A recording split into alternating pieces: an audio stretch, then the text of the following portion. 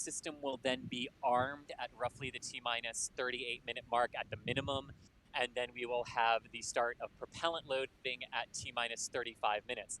At that point, it is a standard Falcon 9 countdown. The fueling process will proceed exactly as it does whether there is a crew or a satellite or a cargo vehicle on top of it, and all of that is timed very, very tightly so that the fueling process wraps up 2 minutes prior to liftoff. Then we will see the final purge of the transporter erector lines, getting everything inert. That'll be followed at T-minus 3 seconds by the command to light the first stage engines. And then at T0, if all the engines are functioning, we will have release and liftoff. And there's a lot more that will happen in the business end of that countdown that we will go over when we get there, but that's sort of the general overview of what we have as we head toward liftoff at 8:02 and some seconds. It's not exactly right at 8:02, but it's at 8:02 and 56 or 55, something like 8:02:56 is the liftoff time. And you can see on your screen there, the seats have rotated to the launch position. We're getting a good view to the boots of the SpaceX spacesuit now, and those astronauts now in their position for launch. Awareness, our closeout lead is going to be climbing in to look at something on the cargo pallet, just for awareness.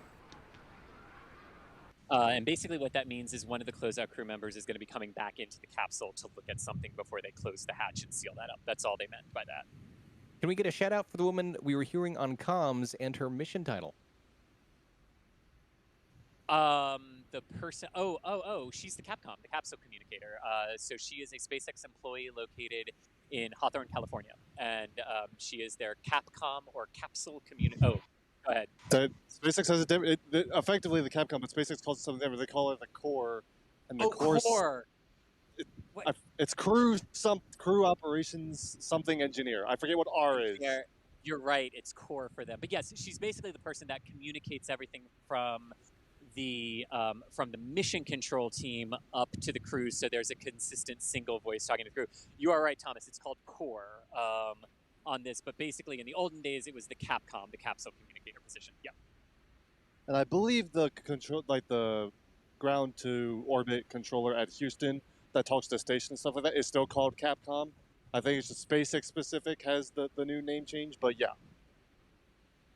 I think you're right. See, another thing that was constant for 60 years, but that has changed. Yeah.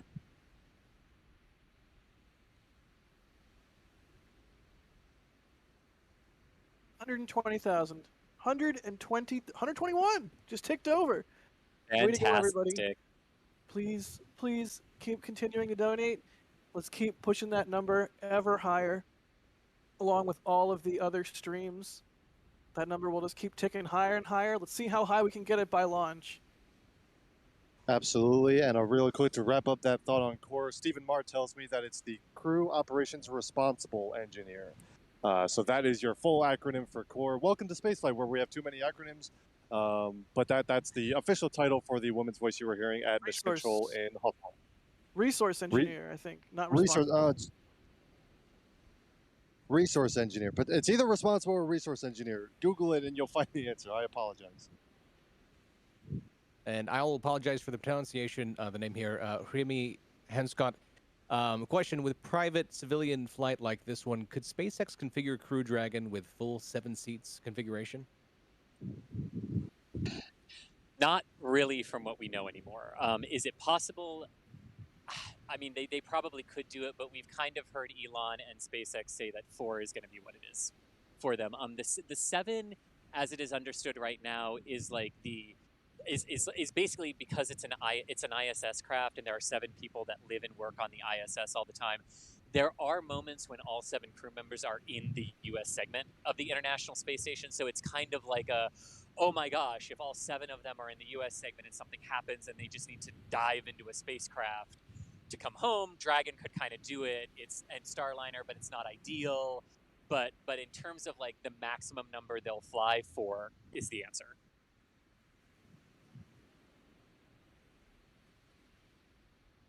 All right, another question from Robin, who asks, what happened to Inspiration 1, 2, and 3? Well, there are 4 crew members on board, which is where the 4 comes from. It's a great question. This mission does not follow a naming or numbering scheme. that indicates that it is the fourth one in the Inspiration flight series. The 4 is just a reference to the 4 people and the 4 pillars of inspiration that they each represent. SpaceX not having a set naming scheme, that's unheard of. Right. And Thomas, the pillars are leadership, generosity, hope, and Oh, gee, prosperity. prosperity. Thank you. Yes. Yes. Question here from Robert Van Rees, who asks, what drone ship is going to be catching the first stage of this ship? That would be Just Read the Instructions, which is stationed to the northeast of the Kennedy Space Center for this flight. A shortfall of Gravitas is chilling back here in port after the, oh gosh, what was the CRS mission. Thank you. A shortfall of Gravitas back in port, so Just Read the Instructions gets the job for Inspiration 4. And here's one for probably Chris. How's the weather still looking? The weather's looking amazing. It looks even better than when we started the stream. When we started, it was 80% chance of favorable weather, and now it is 90% chance of favorable weather. And also, since it's a crew flight, this question will come up. The 90% is the probability here at Kennedy only for the liftoff weather, but the abort weather up the eastern seaboard of the United States and across the Atlantic to just off the western coast of Ireland is also looking very favorable for liftoff today. In fact, the last I had heard, there were no technical or weather issues being worked for the liftoff. And that is part of a benefit of this private mission, which doesn't rendezvous with the International Space Station. They actually have a nice long window, and they could choose that time of the window basically however they wanted to, which gave them an opportunity to pick a time where they would predicting the weather would be favorable, amongst other things. I'm going to just go out on a limb and say it's also not a coincidence that it's launching in prime time. 8 o'clock, like, come on. They also getting some attention from this, which isn't a bad thing, but they can do that because they don't have to rendezvous with the International Space Station.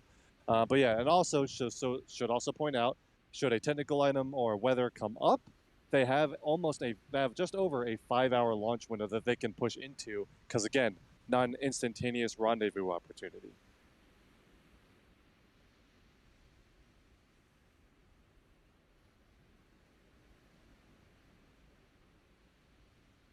Let's see, Joseph Sullivan points out that Core is named Sarah, also head of training program for the Inspiration crew.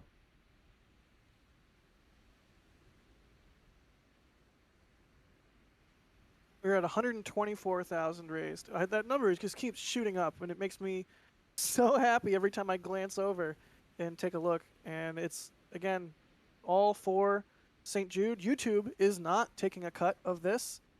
It's all going to St. Jude. None of that's going to us. None of that's going to YouTube. It's all going to childhood cancer research and to help kids and families who have been dealt just absolutely terrible, terrible hands. And cancer is the literal worst thing. And 124,000 raised is absolutely amazing. Let's keep pumping that number up. I know that we don't generally do this, but I think we do need to, since it is the Inspiration 4 flight, say hello to a lad in England named Jensen, who is 5 years old and very excited about space. Stay excited, please. Help these guys get there. Ashton Noblock asks, how do they use the bathroom? In order to reduce health and performance. For good suits. Copy that, Dragon. We see the same. The closeout team will perform final closeout steps and then exit the capsule. Please report when ready to close the hatch.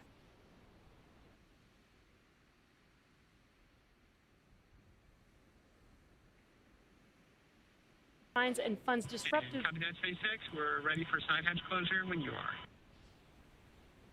Copy that, Dragon. So a good thing there. And I believe the question was, how do they use the bathroom in space? Oh, yeah. Yes. So there is a toilet facility on the Dragon. It kind of pops out of the wall.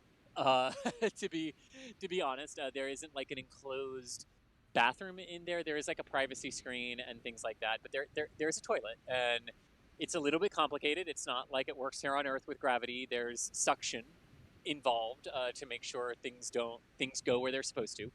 But that's how they use the bathroom in space.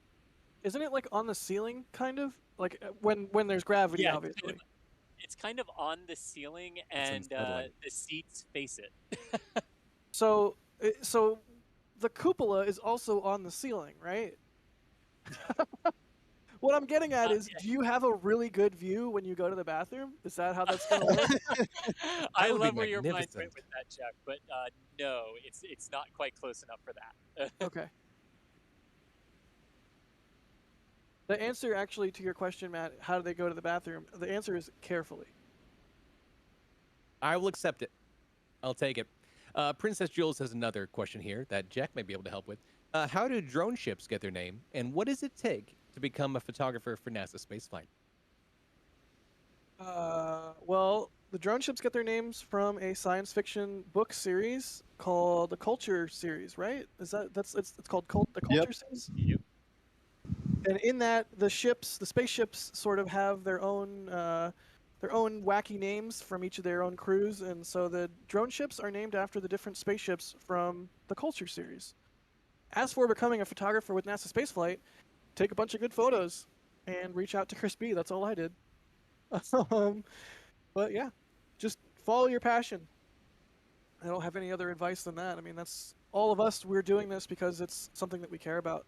So if you care about it, just start doing it. And eventually, whether or not it's with NASA spaceflight or not, you'll find your way to a place that you like. I mean, I feel like you hear that a lot from creative individuals who get asked, how do you start, how do I make movies, or how do I start making music? It's like, just start. If it's something you care about, just start. And that seems like kind of a cop-out answer, but honestly, it's the truth. I took a picture of a butterfly once, and it came out okay. So Nice. I'm halfway there. This one might be good for Thomas. NASA spaceflight, how tall is the Falcon 9 with the Dragon crew? Oh, gosh, put me on the spot. I don't think I know that. Chris? The Falcon 9 is roughly 70 meters tall total. So it is basically the same height as the booster, just the booster of Starship is the entire height of the Falcon 9, fully stacked like this. Christy knows more about this than I do, as demonstrated. There you go. Here's another good one from Jonathan Imber, who just asked, at what point during launch does the rocket completely detach from its support tower? T0.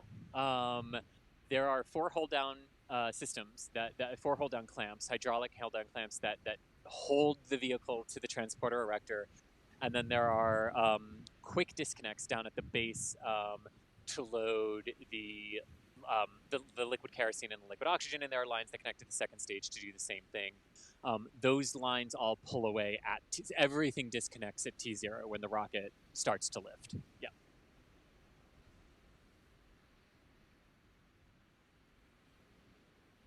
Oh, and one thing that's cool, one thing that's cool, so as they start to lift off, if you watch very closely, so 38 minutes at minimum before liftoff, the crew access arm will pull back to about a 90-degree pullback position, which is just so if they need to put it back, if there's an abort or a scrub on the pad, they can put it back quickly. But at T0, at liftoff, the arm actually starts to move back out of the way even more. To help protect itself from the acoustics as the vehicle takes off. So that's also something to look for. That's a visual movement at the pad at liftoff.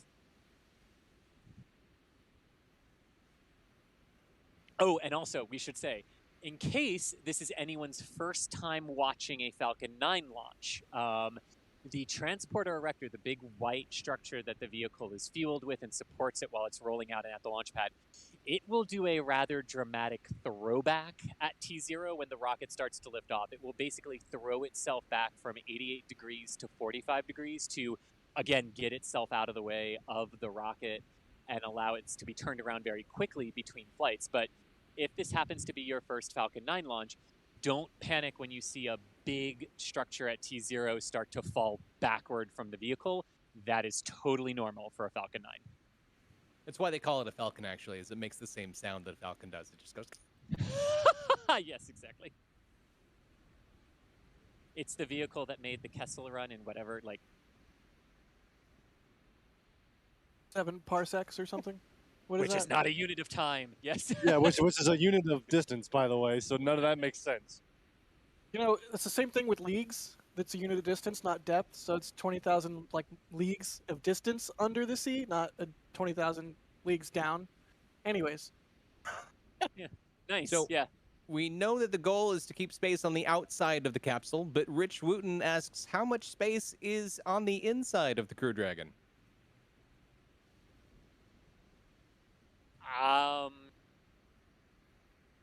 Here's how I can answer that. I don't remember the number off the top of my head. Soyuz is the least roomy, Dragon is the middle, and Starliner has the most right now. I don't remember the specific numbers off the top of my head. I believe it's something like 7, 9, and 11 or something like that. Cubic meters inside of it, but I don't remember them. I just know that Dragon is in the middle of all 3 of the current crew vehicles that the station program has. I don't actually know how it compares to the Shenzhou, though, from China, which might be coming back tomorrow, actually, from its crew flight. But I know Dragon is in the middle of the 3 of them. we saw them rotate the chairs into launch position. Are they able to sort of like rotate the chairs into a stowed position to have more room once they're on orbit, or is there any kind of consideration like that? I believe they rotate back to the ingress position, and that's basically the stowed position out of the way. And that's where they go once they're in microgravity. I believe that's what happens. I know they definitely move. I don't know if it's the exact launch position, the ingress position, but I'm pretty sure it is. Yeah, because even when they're in their stowed position, Thomas, we see them sitting in them sometimes for the crew events and the like welcome aboard Dragon events that they've done before. Chad is freaking out that I got parsecs wrong. It was 12 parsecs, not 7. I'm sorry, Chad. I'm sorry. Here's a good question from It's Ultima, who asks, in the event of a flight abort, would they eventually try another launch once verifying the safety of the crew, or would they completely scrub Inspiration 4 altogether? I know with commercial launches, or the normal launches where you've got cargo, you want to try to redo it, but what about this? I highly doubt they wouldn't try again, but that's highly speculative. Obviously, it would depend on what the circumstances of the abort were and all of those things, but I think right now we'll focus on this launch attempt. We'll cross that bridge when we get to it, I think. Also, a little callback here to an earlier conversation. Jay Johnson says the first restaurant on Mars clearly should be Flip and Burn hamburger stand. Yes. There you go. That's what we were looking for. How did we not winner. think of that? How did we not think of that? You found the joke. Way to yes and. Here's another good one as well. Deadfoot asks, if the fully stacked Falcon equals just a Starship booster, does that mean a fully stacked Starship would be taller than the tower, including the white pole we see right now? I think that's why they have a full new tower built in Boca Chica, right? It would be close. I believe the launch tower in Boca Chica is taller than the launch tower that you're looking at 39A, which therefore... And so, yeah, I'm pretty sure that a full Starship stack would be taller than the lightning rod on 39A. Yes.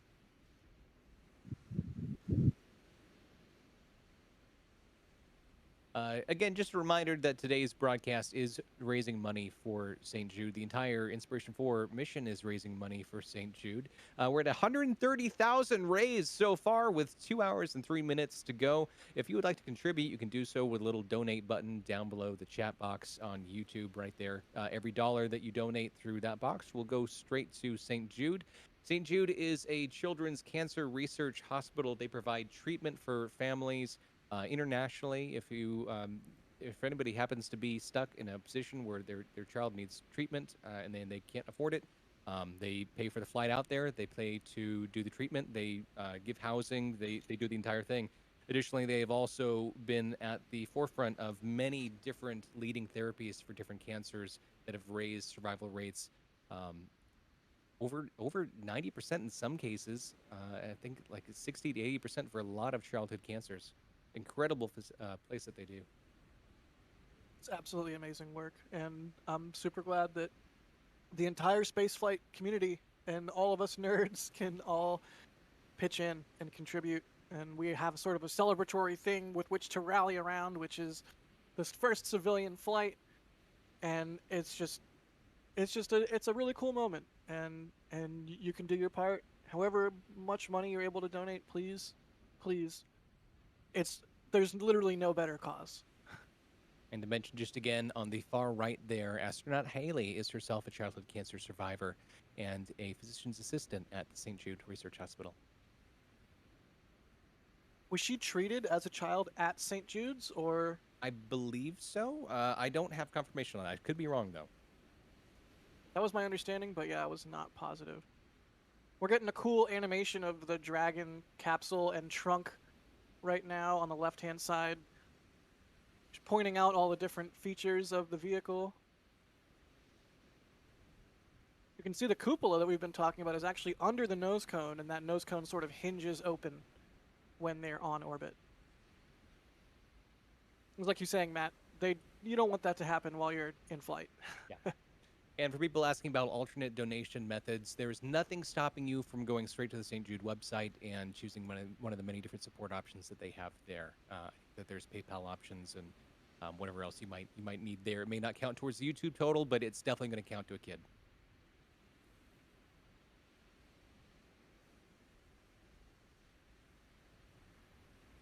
Here's a question from Little Mojo asking, will the launch be at exactly 8:02, or is that just when the window opens? So I think it's a larger window, right?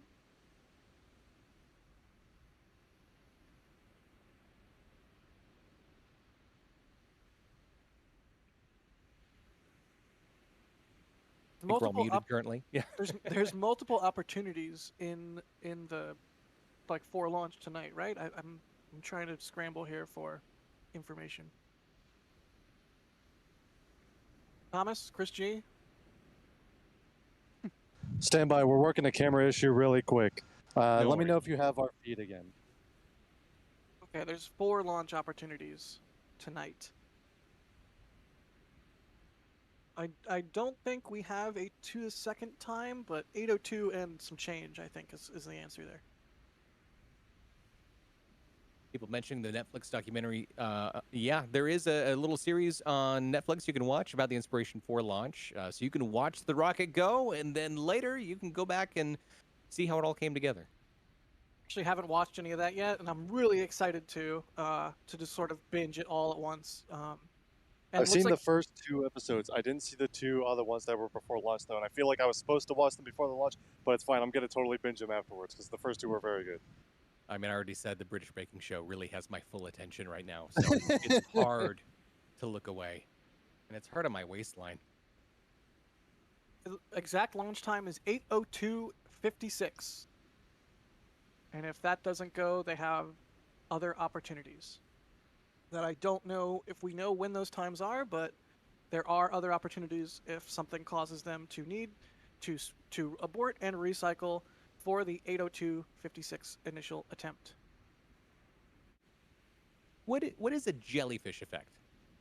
That is when you get a launch at the exact right time to where the sun has either set or risen, or has either set or is about to rise. And basically, the vantage point from the observer, from you or I or whoever seeing the jellyfish, you are in shadow because of the curve of the Earth and the way that, when the sun sets or before it rises, if you climb high enough, if you go straight up, at a certain point you you climb out of the shadow and you are in light, but the area of the Earth below that point is in shadow. So what happens is when a rocket launches under those conditions at the exact right time, the rocket climbs out of shadow into the sunlight, and from the viewpoint of the person on the ground, the entire exhaust plume of the rocket gets illuminated and backlit by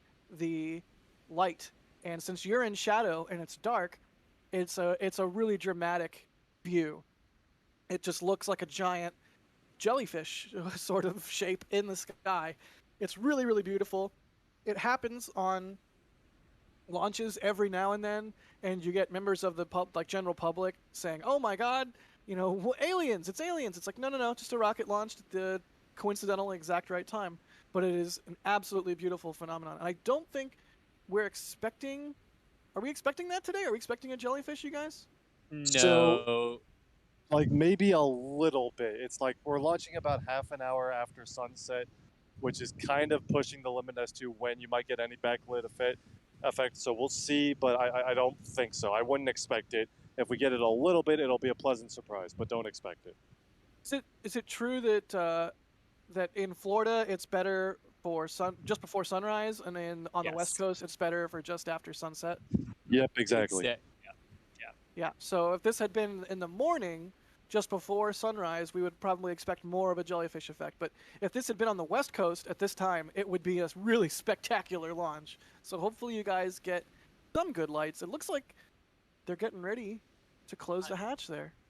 It does, and I'm hoping we do, Jack, because like one thing with the skies relatively clear out over the ocean too, we should get to see the entry burn as the booster is headed for just read the instructions. And there might be some plume impingement play as the cold gas thrusters are firing on the booster after separation stage 2 ignition. But yeah, it should be good. Yeah, hatch closer procedures, man. These are always. It looks this like is when they're it gets greasing real. You talked about that earlier, Chris. They grease the hatch so that they get that airtight seal just right. And I really do hope there is a jellyfish effect because, I mean, what better way to increase further the awareness of the general public of this mission than doing something like that, and having even people who aren't necessarily tuned in that there was a launch today up and down the eastern seaboard, seeing a giant, brilliant, beautiful light in the sky. I mean, that would be potentially inspirational for a lot of people. So hopefully we get some lights there at liftoff, but hard to say if we will or not. Really, that was a good question, Matt. A lot of people might not know what the jellyfish is. And Jack, you just said something about, like, you know, hopefully people up the eastern coast of the U.S. will get to see it. Yeah, if the skies are clear, and you are in Florida, Georgia, the Carolinas, Virginia, Delaware, Maryland, out toward the coast, even New Jersey and New York, and portions of New England, you will be able to see this if the skies are clear. Now, the further north you get, the more it will end up looking like just a bright dot moving very quickly across the horizon. But you should be able to see this if the skies are clear up the eastern seaboard tonight. And that all goes to it too. You know, prime time viewing, like Thomas was talking about a few minutes ago, right? 8:02 and some seconds p.m. when you're not trying to rendezvous with something sounds like a really insane time to choose, but it's 2 minutes after prime time begins in the U.S. for airing, for television viewing in the evening. So that gives all the major networks time to start their coverage at the top of the hour, and then we watch Inspiration 4 lift off 2.5 minutes later. So that's kind of what gave us our launch time today, because the launch window we originally got, right, Julia or Thomas, was like many, it was like 24.5 hours long, and then they basically just said, we'll pick a 5-hour window within that going up. Yeah. We have a question here from Josh Wilson, who asks, how far inland do you think you'll be able to see this? And a few other questions asking about possible viewing angles as well. Yeah, I would say that if you are in a state that borders the ocean and you're in the south, and borders the Atlantic Ocean, those are the ones that could really see it. Maybe portions of Ohio and inland portions of Pennsylvania and New York could be able to see this. Maybe portions of inland Vermont and inland New Hampshire as well, although they're pretty far north. But yeah, I mean, if you're on the coast, you've got a good chance of seeing it. If you're inland, maybe, but it'll be really low on the horizon if you can.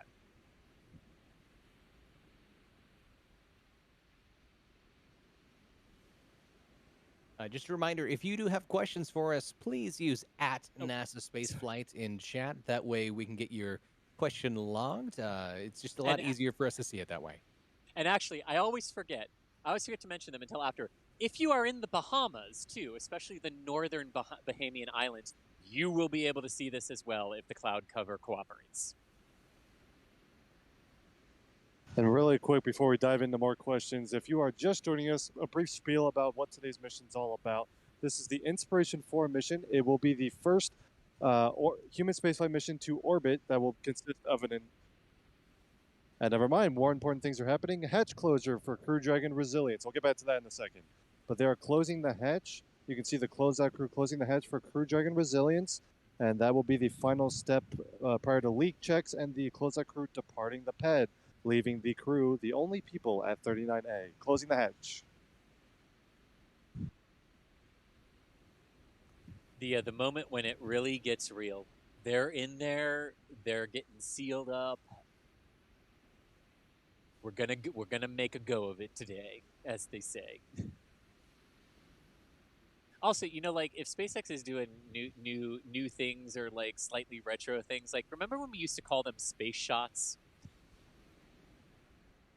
Yes. Only the youngest one is nodding at me, which is hilarious. Okay, yes, there we go. That fell flat. Anyway, moving on. No, I agreed, but Mike wasn't in the right position. I do recall this. Yes. All right. Question. Yeah, go ahead. Go ahead. So roadblocks are down. Dragon SpaceX, we are commencing health checks for the launch escape system. Expect a momentary flight computer change, followed by a transition back to pad hatch closed. And copy that, SpaceX, standing by. And what was that question, Matt? So this is a question from Zaz, who asks, are the astronauts going to be performing any experiments during the 3 days in orbit? We know that this is a civilian flight, but do they have anything they're going to do while they're up there? Yes, they do. They have numerous scientific experiments that they're going to be doing. One of them is a radiation experiment. Because they're going up to 575 kilometers, which is higher than any shuttle crew went, right? So not farther than the Apollo crews went, but higher than any shuttle crew or low Earth orbit mission has really gone in terms of like your apogee and your perigee are both at that point. There was a Gemini flight that went to like 1,200 kilometers by 280, but they never raised the perigee up. So they're going to be studying radiation at those higher altitudes. They're also going to be studying how fluid shifts in the body occur after liftoff and once you get into microgravity. And Chris Zembrowski is also going to be doing an experiment where he's going to be monitoring his blood glucose levels. And this is an experiment that's largely designed to examine how diabetes, right, and people who have diabetes can also fly into space and what sort of effects microgravity could have on blood glucose distribution. So a lot of really good and cool experiments that are going up, and I do want to kind of hit a point here because I think one of the things that because hey, like we always see these things, right, where the cargo dragons launch and they're bringing up all this science equipment and the science goes up for months and months and months at a time, or some of it is like it goes up for the month and then it comes back on the same dragon. And I know a lot of people are going, well, how much could they actually do in the 3 days that are up there? But a lot of the experiments that we run on the International Space Station are very quick. They just have to all go up at the same time and then sort of wait their turn to be done. So the fact that it's only 3 days doesn't really have a major effect on the experiments in terms of what they're trying to show and what they're trying to gather data from. So just because it's a shorter mission than ISS expeditions doesn't mean that like, oh, they can't get as much science from this experiment because it's on Dragon versus if they did it on the ISS. That's not actually true, because the experiments on ISS largely just end up having to wait their turn and wait for time on the rack and wait for power and wait for human time to do them. So in that regard, just as valuable for what they're doing today as what we do on board the International Space Station as well. ISS just on a much larger scale. Great question. Well, Cormac had a little bit of concern for us, and this might be a good time to go ahead and introduce everybody once again so people know who they're listening to. At NASASpaceflight, how are you guys today? Chris, how are you? Well, I am at my happiest place on Earth, watching 4 people on top of a rocket that's about to be fueled and go to space, so I am absolutely fantastic. Thomas Burghardt, how are you? I'm doing great, Matt. Thanks. With the NASA Spaceflight crew here at the Kennedy Space Center press site. And like Chris said, we're waiting for a human spaceflight mission to lift off, so it's a good day. Julia Bergeron, how are you? Why, hello again, Matt. I am wonderful. I am enjoying a lovely sandwich that Steve made for me and keeping an eye on the pad and well, enjoying time with you all. Oh, Steve. Jack Beyer, how you doing? Doing good. And I'm doing especially good because we just hit $154,000 raised for Inspiration 4 and St. Jude Children's Hospital. Just happy to be in the studio today. I may not be at the happiest place on Earth like Chris, but I'm happy to be here watching this historic moment in spaceflight. Let's keep pumping that number up, everybody. 155. Let's hit it. Let's hit it. You hear that, everybody? Jack admitted that Kennedy Space Center is better than Vandenberg. You I all did heard not. it here first. I You absolutely all did heard not. it. We all heard it. This is not true. And I'll ask But, me, Matt Anderson, how are you doing? Oh, I'm doing fine. Thank you so much. Matt, thank you for being there and hosting today's launch. I appreciate Yes, that. indeed. Thank you. I do want to do a brief spiel about what today's mission is all about. Like Jack mentioned, this is all about raising awareness and fundraising for St. Jude's Children's Hospital. This is the first all-private human spaceflight mission to orbit for astronauts who don't work for NASA, don't work for the ESA, don't work for Roscosmos. None of that. These are 4 private citizens going to orbit for a few days, and it's all about raising awareness for St. Jude's Hospital. All the donations that you see on this stream and many other streams are going straight towards St. Jude's. There's no YouTube cut or anything. So we do want to encourage everyone to donate to that cause. And of course, this mission really is all about, furthering space travel while also solving problems here on Earth. You can do both. That's really the message that this mission is all about. And so we want to spread that as best we can. This is also, of course, got implications for the future of spaceflight as far as sending people to settle on the moon and Mars, because a lot of the times those aren't going to involve government astronauts. So there's a step being made there as well. But a human spaceflight mission, it's launching on a SpaceX Falcon 9 rocket and Crew Dragon spacecraft. This is Crew Dragon Resilience, making its second flight after the SpaceX Crew 1 mission, which was a NASA astronaut mission. Also launching on a reused Falcon 9 first stage, making its third flight, Booster 1062, which flew 2 GPS satellite missions prior to today. And it's launching from pad 39A at the Kennedy Space Center in Florida. That's what you're looking at right now. You're looking at a live view from the NASA Spaceflight camera here at the press site. And we're just under 1 hour and 45 minutes from the opening of the launch window, and everything appears to be on track. They just closed the hatch for Crew Dragon Resilience, and so we're getting ready to close out the pad. Check. Dragon has you loud and clear, GNC. How me? GNC loud and clear. Stand by for comm check by propulsion. And what you're hearing right now, comm checks Dragon prop on countdown. Comm check. between Dragon and the Falcon 9 launch team in firing room 4. Prop, loud and clear. Godspeed. Have a good flight today. Stand by for comm check with the avionics engineer. Dragon avionics on countdown 1. Comm check. Dragon has you loud and clear, avionics. How me? Avionics loud and clear. Stand by for the comm check by the ground segment engineer. Say that again. Dragon ground segment on countdown 1, comm check. Dragon has you loud and clear, ground segment. How me? Ground segment loud and clear. Stand by for comm check by launch control. Dragon launch control on countdown 1, comm check. Dragon has you loud and clear, launch control. How me? Launch control loud and clear. Stand by for comm check by the chief engineer. Dragon, chief engineer on countdown 1, comm check. Dragon has you loud and clear, first. How me? Have you loud and clear. Have a great flight. This completes our comm check. Comm checks complete on that one, and as you can see from the views there from a camera at 39A and now ours as well, for those of you who are really worried about the weather, I can say don't be. It's almost crystal clear skies here. A few little stray clouds in the area, but everything is pushing inland, and we've never had our major thunderstorms develop. Exactly, look at Fleet Cam right now. Fleet Cam courtesy of Rusty's in Port Canaveral there, but the NSF Fleet Cam, you can see absolutely gorgeous. I mean, Thomas, afternoon in summer. It doesn't get much better than this in Florida. You're right. So we're really looking out with the weather, and we're really glad that that's worked out so far. Again, just under 2 hours to launch. And while we're on Fleet Cam really quick, I do want to address the other side of the launch today. We talked about the launch site 39A. Julia, resident fleet expert, can you give us the rundown on the fleet operations for today's mission?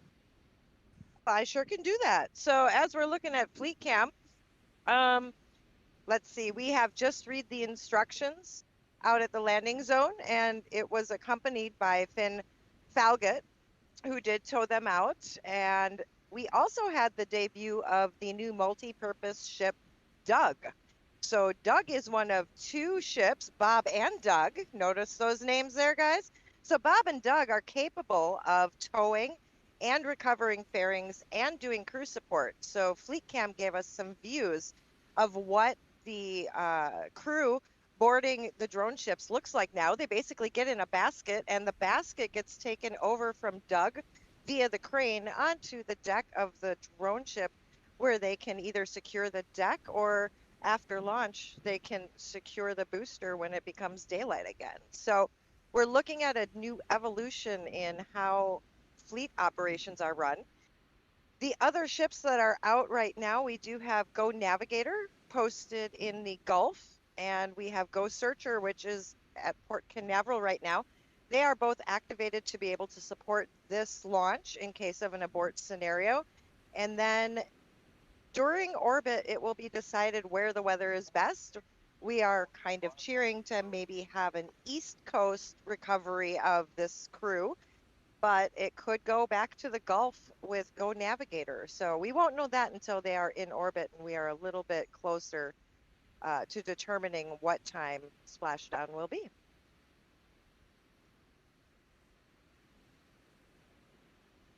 Dragons. So reusability. SpaceX, good side hatch leak check.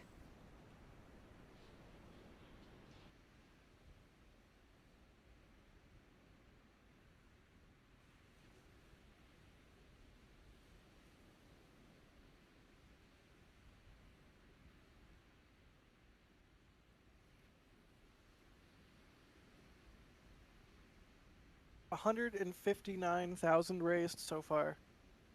I'm just gonna keep plugging that number as it goes higher and higher. And again, YouTube is not taking any cut of this, nor are we. 160, woohoo!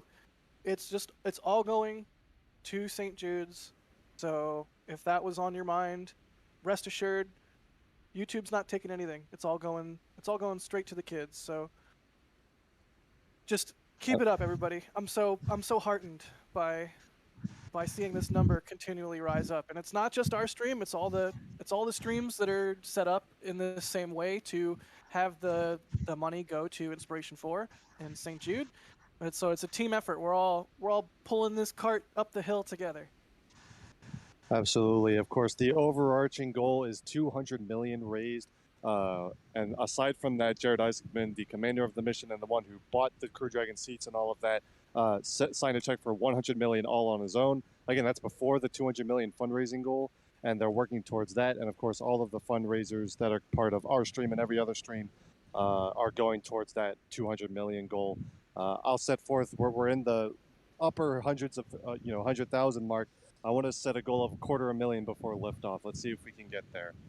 Really excited with all of the numbers we're hearing right now, and keep it up. This is a great cause to be supporting, and again, a testament to solving problems on Earth while continuing to explore space.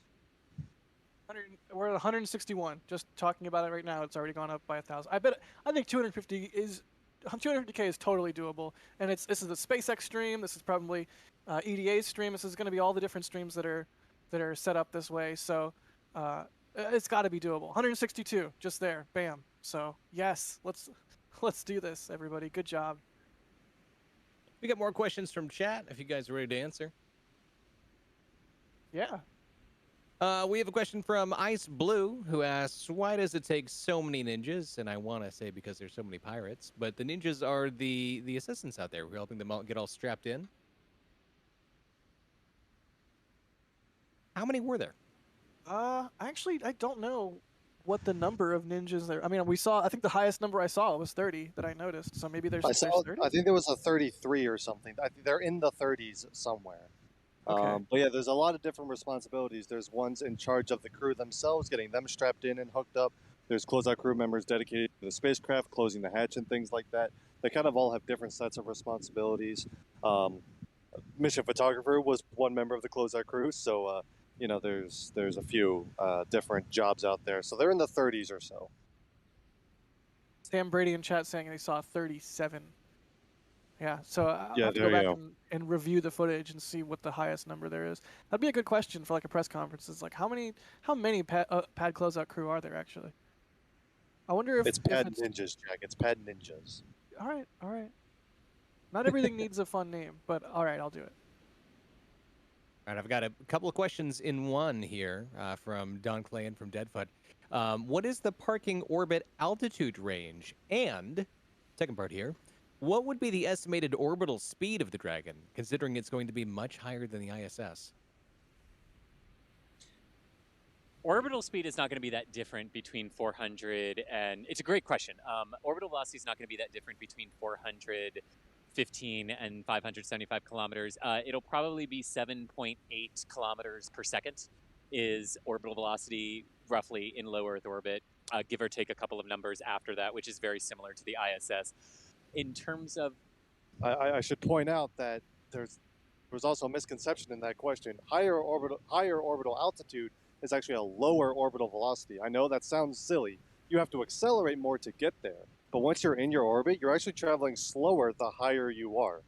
Weird thing, but if you think about it, basically gravity is pulling you down lower, therefore gravity has accelerated you more and you're at a higher free fall rate. Anyway, back to the question.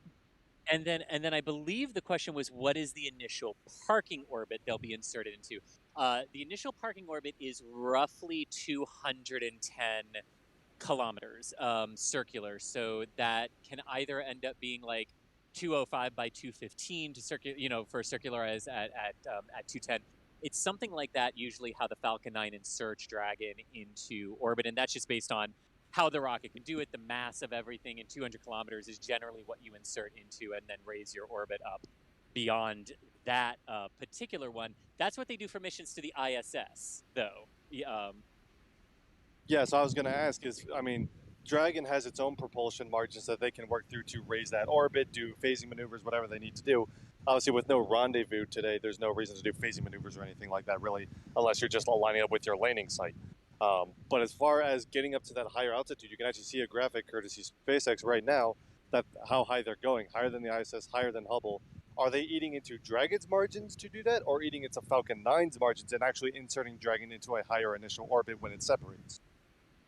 So it's a good question. From the way I understand it, from the abort ascent profile, they basically insert into the same orbit to protect for abort, because even in those final few moments when you're like pushing the abort trajectory across the Atlantic Ocean to the western coast of Ireland, you still don't want to have a very steep reentry profile, which the higher you go, the more steeper your reentry is going to end up being.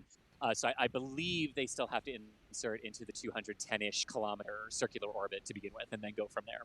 Sort of like, Thomas, how even no matter where the shuttles went in the specific mission's orbit, they always inserted into a 66 by 256 kilometer orbit for various reasons. But yeah, that's my understanding of it. But watch the altimeter, because who knows, SpaceX might not have told us some new feature of Falcon 9 when it's not a NASA crew flight. We'll see. A quick little note here about St. Jude. There's a question, does St. Jude share research funding with other hospitals like Baptist, Mayo? I'm not sure about their sharing funding. They do share lots of research, though. They're really at the front of developing lots of facilities internationally to try to assist developing missions, especially with trying to get their hospitals off the ground, with showing them new techniques, developing new ways of sharing information and research so that they can, if they find out something new, they can share all their data with a hospital across the world if they want to. They're extremely good about that. Let's see. Keith asks, in orbit or on orbit? Please discuss. Oh man, I I'd think say it's with orbit. I've heard both, but I think it's in orbit. I think in orbit sounds more proper to me. I think it's one of those things that comes down to preference. I don't know if there's a correct. I think technically both are correct. I tend to go for in orbit, but you could be on orbit because that's one of those things like it might be a difference between British and American English because like like in America we say we stand in line, but in the UK they say we stand on line. So it might just be a difference like that. I think both are technically correct, but I go with in. I feel like I would go with in orbit as well, but I also kind of feel like if I was on a space station, I might say on orbit. I don't know, that's a stupid distinction to make maybe, but like short term in a capsule for a period of time, you're in orbit. When you're like living on the space station for a year, you're on orbit. But maybe that's just me being silly. That's kind of like how I don't in think so, Texas 'cause we say howdy, but in England they say, "Why are you talking to me?" That's funny. No, Jack. As soon as you said that, as soon as I stopped talking, I realized like, oh wait, I do actually. There's a difference. I think when you talk about the capsule, like the physical thing is in orbit, but it's on orbit when you talk about the operations that they're going to be doing. That makes sense. I think the actual delineation between the two. If you say on orbit, you're referring to the activities that the crew are doing, but in orbit refers to the physical vehicle itself. At least that's what I'm going with. Don't at me. Oh, that makes sense. Actually, do add us. Keep adding us at NASASpaceflight to ask questions in chat, and we'll continue to answer them best we can. Sorry, We have so many ats right now. What's the estimated max speed, and what's the highest acceleration of G's they're going to experience? So, generally speaking, now different mission profiles may vary slightly. Generally speaking, you set a max of either like 3 or 3.5 G's of acceleration is the maximum you tend to aim for. And again, so that's 3 and 3.5 times the normal acceleration due to gravity that you feel just walking around here on Earth.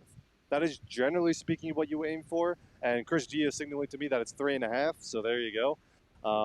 And that is accomplished by throttling those engines. You'll actually see during the first stage flight, first, you'll have a throttle down period for max Q, maximum aerodynamic pressure. That's to control the loads that the vehicle itself is experiencing. Then there will also be throttling later in the flight, especially on that second stage as it gets lighter and lighter. Basically, as the stage burns all its fuel, there's less mass being accelerated, and thus you're actually accelerating harder. And towards the end of the second stage burn, the one engine on the upper stage will throttle down to limit the acceleration to do that 3.5 G mark. I believe the other question was maximum velocity. In that case, it should be whatever the orbital velocity is at insertion, which should be, like Chris said, about 7.8 kilometers per second-ish. Again, every flight profile varies ever so slightly, but that gives you an idea.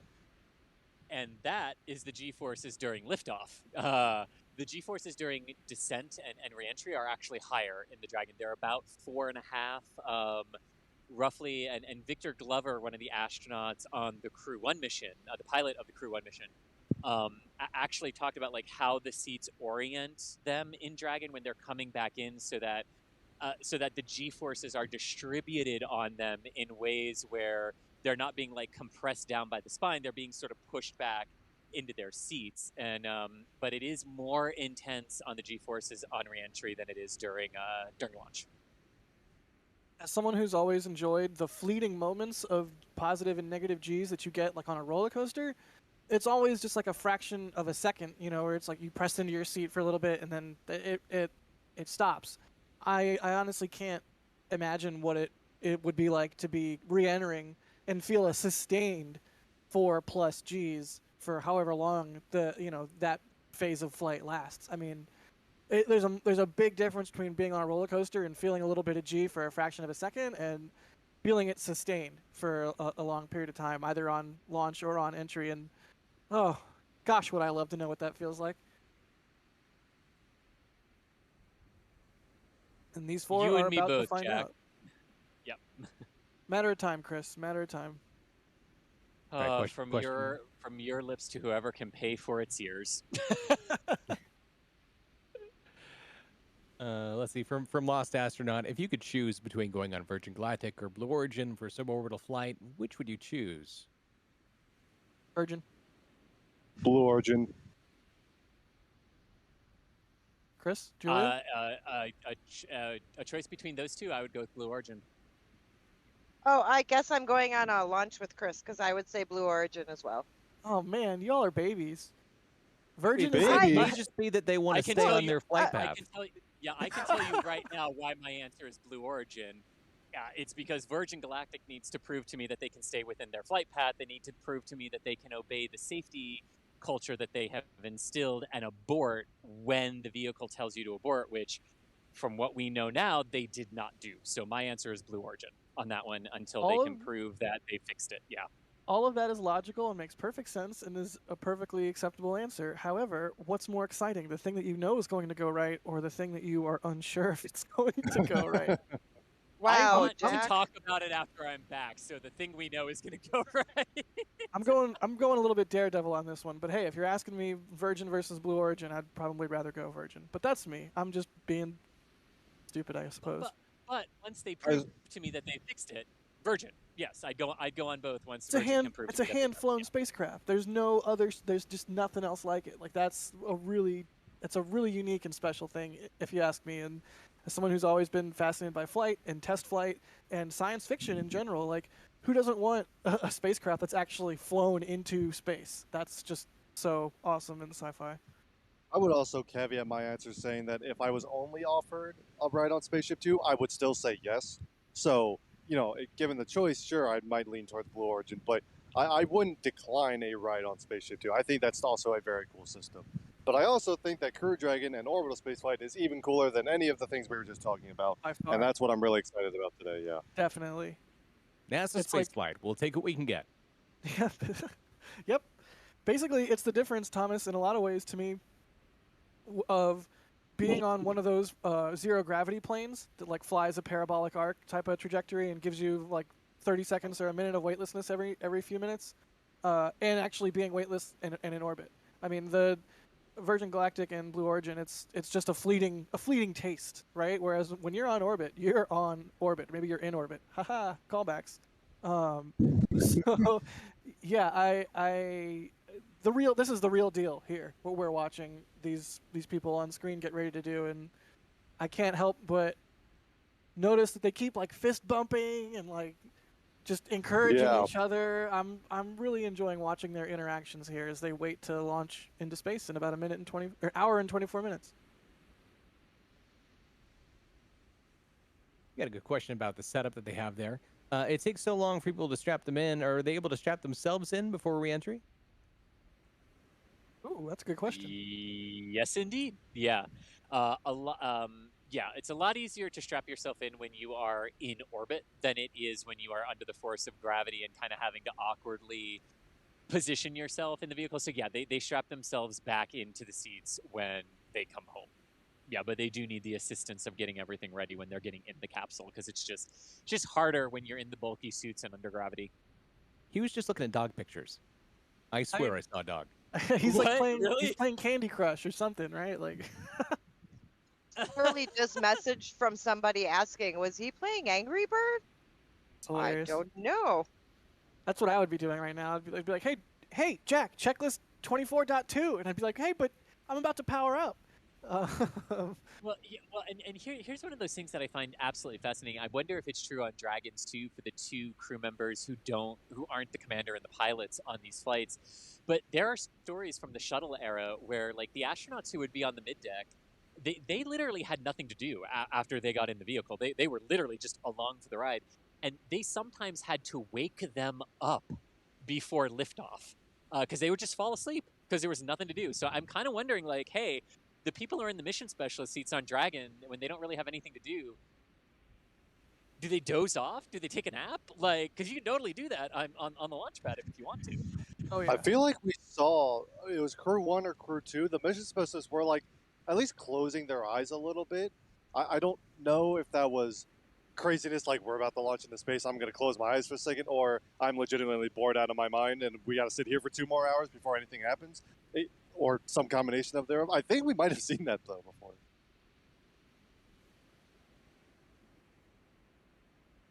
Question from Brylark. How long does it take to fuel the Falcon 9? It takes exactly 33 minutes to fuel the Falcon 9. They start at T-minus 35 minutes. It completes at T-minus 2 minutes, and then they purge everything, and off they go. The procedure is called load and go, and it's really it's really sort of wrapped around the densified liquid oxygen that they use, where that has to be kept so cold, because the more dense you can make it, the more efficient you can make it, the more you can pack in, the more oomph you can get out of your engines. But in order to keep it as cold as they need it, they have to pump it in literally the last possible minutes that they have in the countdown. So that's why it's called load and go. Starts at 35, ends at 2, and off they go. Let's see. Here's a fun one. Jack, webinar. That was well before your time. Do you even know what you're doing? I have no idea, but I'm all for it. Cool, let's move on. I know roast when I see one. Let's not give them the satisfaction, and we'll just move on. Thank you for coming to my Ignore You webinar. Matt, very well done. The rest of the NASA Spaceflight team here approves. Yeah. Webinar, Malkovich. Why didn't Elon want to go? Did Elon ever say he didn't want to go? He has said that he wants to go, but he doesn't want to go on the first ones. So take that what it is. He's still got work to do, is what I kind of read into that. So he's not ready yet. But he says he will. He says he wants to. He just doesn't want to go now. Is basically the last thing that he said. It's Elon. His mind could have changed, but there you go. It could be that he doesn't want it to be all about him, which is, I know, a little strange for a billionaire at this point. Yep, but it's not about him. It's about Inspiration 4 and the St. Jude fundraiser that we're doing. 172,000. 172,000. Sorry, Chris, go ahead. Yeah. Oh, well, there's that. I mean, definitely there is that. But I think there's also an element of, like, he's got other things that he wants to accomplish right now. He doesn't gain anything from going. Kind of why take the seat from somebody else? You know, and orbital is different than a pop up and down suborbital flight. So, yeah. Yeah, and between Tesla and making humanity multiplanetary, getting Starship up and running, everything else that he's trying to do, I totally get it. He doesn't have time to devote to the training and, the risk to his life and all of that. There's multiple different components there, but gosh, man, if I was him, I would really want to do whatever I could to get into space. It's almost like it's commendable that he's been able to resist the urge, I suppose.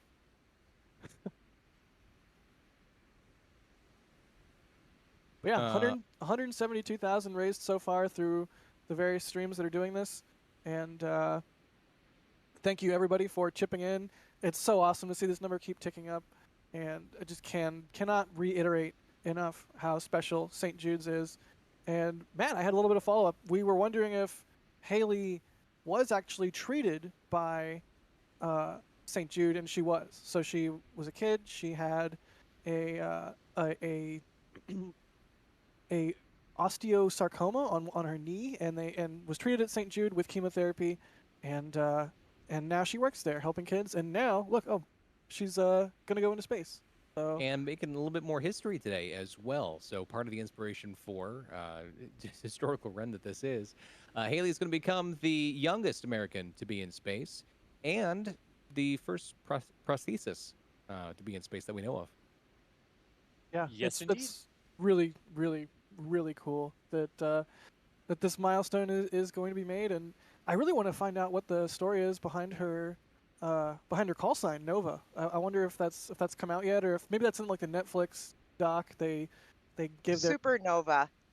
Is that what it is? Supernova. Supernova. And they called her Nova. Yep. Nice. That's so. It's perfect. And you know the best part though?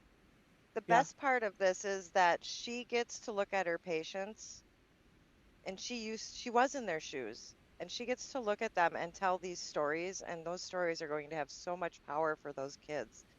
To have somebody standing in front of them that has walked in their shoes tell them that anything is possible, And that is why I love her so much, because she really is a beautiful soul who just was never saw this coming, right? It was actually her brother.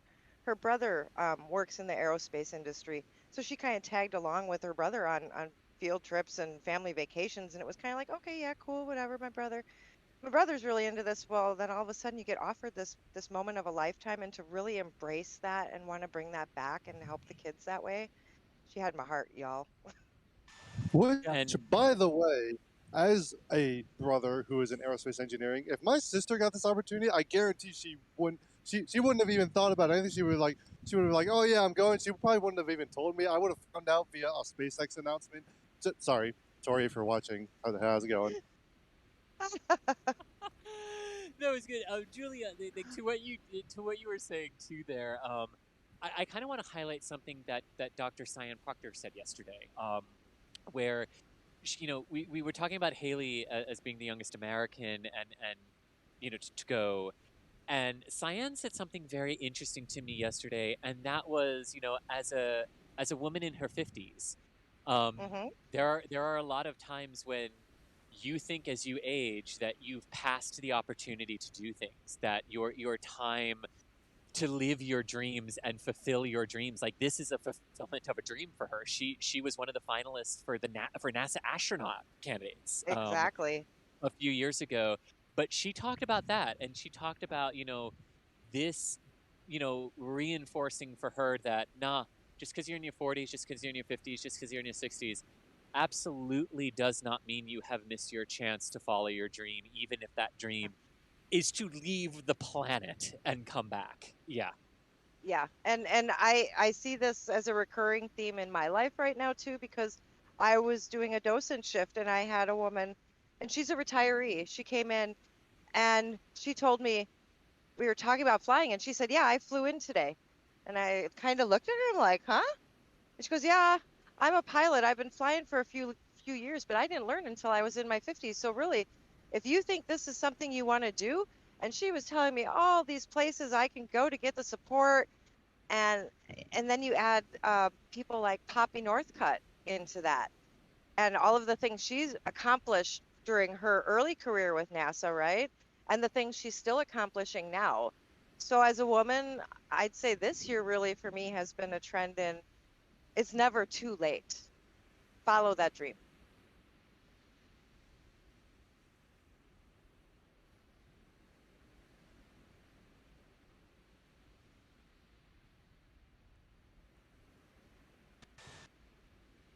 Let's see here. Ready for more chat questions? We are. We're coming up on just over an hour left to launch, by the way, guys. In about 20, 30 minutes or so, we are going to start getting into the business end of this countdown. So we're going to keep taking questions in the meantime, though. And the Chris G goosebump meter just went up. Like, we're at an 8. We're going toward a 10. It's almost there. I don't know. Or does it go to 11? It might go to 11. Just wait until he hears the rumble, and you guys, he'll lose it. He'll lose it. It goes to 10, and then I just explode, and everyone's microphone throughout the press site will hear me. It doesn't matter. You will. All right, stand by for Chris exploding. Biggin says NASASpaceflight, we'll take what we can get. That's a t-shirt. We're always looking for good merchandising opportunities, so thank you very much for that. Kiki asks, is there any 3D printed parts on the rocket? The Super Dracos are 3D printed. Exactly, yeah. I was going to say the thrust chambers for the Super Draco engines are 3D printed in Canal, I think. I believe so, yes. I'm not sure what else might have used additive manufacturing on it, but I know the Super Dracos. That's the one that I know. Yeah, I'm not sure, but it wouldn't surprise me if quite a bit of it might actually be some maybe not 3D printing, but newer types of construction techniques. We're at 175,000 raised so far across the various streams that are doing this fundraiser right now, and we have an hour and 12 minutes to go. I think your goal, Thomas, of 250,000. I think we're gonna smash that. I'm hoping we see some I hope we do too. I'm hoping we see some really generous donations around liftoff. I mean, if I was going to donate, I mean, you know, I might be waiting for liftoff. So hopefully we just see it go ham. Yeah, every dollar is going to be one more foot that goes higher. Exactly. Maybe an inch. We'll see. We need that to go high. Yeah, it's supposed to get into orbit. Come on, guys, to the moon. We've had this question a few times now. Mr. Farston is going to be the one that I pick here. Hey, guys, quick question. How will they sleep? Sleeping. Yes. So they basically sleep in sleeping bags because you don't need a bed. There's no gravity. You don't need to lie down. So you can basically just Velcro your sleeping bag to any available surface, and that becomes your bed. And you can Velcro that to the ceiling, to the floor, to the wall. And it just feels, from what astronauts said, sometimes the first night is a little disorienting, but they kind of liken it to like the first time you're sleeping in a new house or a new apartment or something like that. And you sleep, but you don't really sleep well. You wake up because you're still learning like all the quirks of what the sounds are during the night and everything like that. But other than that, some astronauts have actually said because there's no gravity, it's actually some of the most restful sleep they get because there's no part of your body that's tense. It just totally relaxes in that environment. So that's how they sleep. It's Ultima asks at NASASpaceflight predictions on the zero-G indicator. We know that they're often quite fun. The zero-G indicator, by the way, if you don't know, is often like a stuffed animal or something that they release to show that there's no gravity. Haley has it, and she's not telling what it is. I noticed Cyan said yesterday, or Chris said yesterday, actually, that they were very much looking forward to reaching orbit when she will pull out the zero-G indicator. So I don't know. I don't really want to hazard a guess on that one because I have a feeling it's something very personal to her. It's going to be a tin of pineapple to put on the pizza. You can log right off once they launch. Yeah. All right, Jack. Thank you for taking over hosting things for this stream. It's Matt, me, we'll talk to you Jack next Bauer time. with Actually, NASASpaceflight. It's valid. It's a valid flavor. All right, fine. All right. There's a time and a place for pineapple pizza, and it's called college. ZRBD says, do you guys still get nervous for these human flights? I do every time, and it's probably not healthy. Yes. Yep. Butterflies. Absolute Yeah, butterflies definitely. right now. I don't think that will ever change. I mean, all right, eventually it'll change. Like, I don't get nervous when an airplane takes off anymore. It will eventually get there. It's gonna. I do. Thomas, it's the most difficult phase of flight: takeoff and landing. You know this. Get nervous. Yeah, but relatively. All right, if I was taking off from an aircraft carrier, maybe. If I'm on a commercial airline, I'm usually asleep by then. Fair. You're a much more calm person than me, I suppose. I also flew to how many spaceports in the past couple weeks? That, to be fair, biased a little there. Yeah, fair. I mean, I want the day that we do get there, right? That rocketry and traveling on rockets is like air travel. You know, I really am one of those people who is like, yes, bring it point to point, you know, with all the challenges that involves. But I'm with Thomas on this one. I usually have my nose in a book when we're taking off and landing. Like it doesn't bother me. I know what you mean, Jack. Like I know in my head those are the most dangerous times of a flight. I'm just calling it kind of also like, well, there's nothing I can do if something goes wrong. So I'm looking out the window. I'm looking at the flaps. Like, okay, they're retracting. All right, good. Okay. There's the clunk. There's the clunk of the landing gear. All right, great. Okay, great. All right, we seem to be leveling off now. Okay, so like I'm a ball of nerves every time, but maybe that's a me problem. Got kind of a neat question here from El Pablo, who asks, how much stronger are you in space? And I'm going to add on here, we're going to assume in this situation, no exposure to gamma radiation. Right. Okay, so space physics question. So on Earth, to lift something, you have to lift that mass against the acceleration due to gravity. In weightlessness, you're pushing that mass in whatever direction with no extra, you're basically without that acceleration. So, oh geez, I don't even. The answer is, I think it's a paradox because the answer is you can physically lift and move more than you could on Earth, but you actually technically get weaker in space because even though you keep exercising, your muscles keep atrophying. Yeah. Oh, Right. I In like that weightlessness, angle, it is yeah. very easy to, like, with one finger, push something. Like, because you're not fighting gravity, you're not fighting anything, you're just moving at something. But there's also the problem of, well, you start to get a little bit weaker when you're in space until you come back. So, right, two parts to that answer. Thank you, Chris. Like when they just hand, catch 22.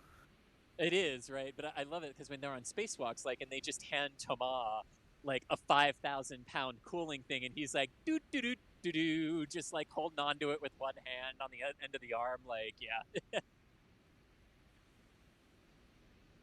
We were talking about the zero gravity indicator earlier.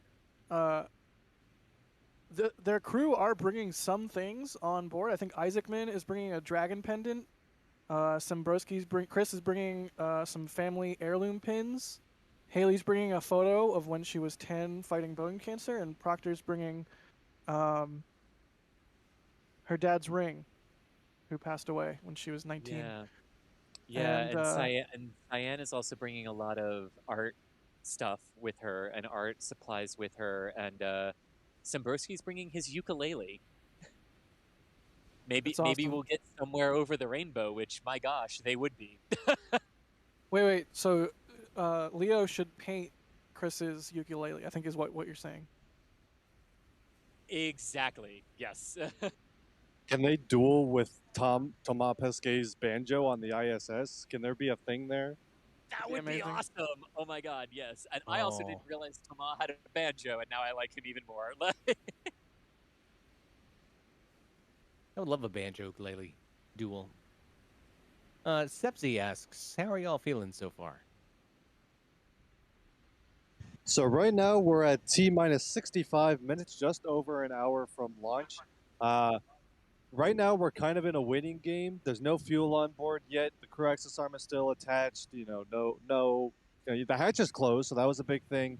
And we saw the crew drive out. Those were the two big moments that were like, yeah, this launch is a little bit different from all the other ones. I think the big moment is going to be when they do that go, no-go poll at T-minus 45 minutes, and they get the go to proceed. That's when the nerves are going to start really kicking in. Right now, we're kind of in that waiting phase, but we're getting real close, and it's getting exciting. Yeah, but how are you echo that, feeling, Thomas? Right. Well, that's what I was going to say. Like, I think Thomas hit the nail on the head for us. Like, there is this like weird lull you get into after the comm checks are done, where you are just kind of waiting. I think that's the feeling we all have right now. We're just kind of waiting for that next big thing for the anxiety and nerves to start again. Yeah. I'm feeling waiting, Matt. Does that make sense? Yeah, it does. It does. My whole life. M. Bishop But an says, absolute gorgeous sunset happening right now at the Kennedy Space Center. So, I mean, really great. Behind us, but you can also see the colors of the clouds behind Falcon 9 also starting to change as well as the sun goes down. So, yes, what's the question, Matt? Sorry. well, very different from gorgeous colors. How is the solid waste handled during this type of flight? 'Tis stowed carefully. 'Tis stowed. I think the larger question here is, how do they go to the bathroom up there, right? There are toilet facilities on board. It's not a private room like it was on the shuttle. It does just kind of pop out of the wall. There is a privacy or like a privacy curtain or like a modesty curtain or something like that they have. But that's that. And it's not like it is on Earth where you can rely on gravity to flush. There's suction involved. And there's a lot of care that goes into making sure that that suction goes the right direction and that everything is collected and stored properly. And if you are on Earth in relationship to where they are sitting, it is in the ceiling, which, of course, when you are in space, won't matter. This is one I can actually answer, and it is related to the previous question about how they go to the bathroom. And it is, how do you eat in space, asked by the council.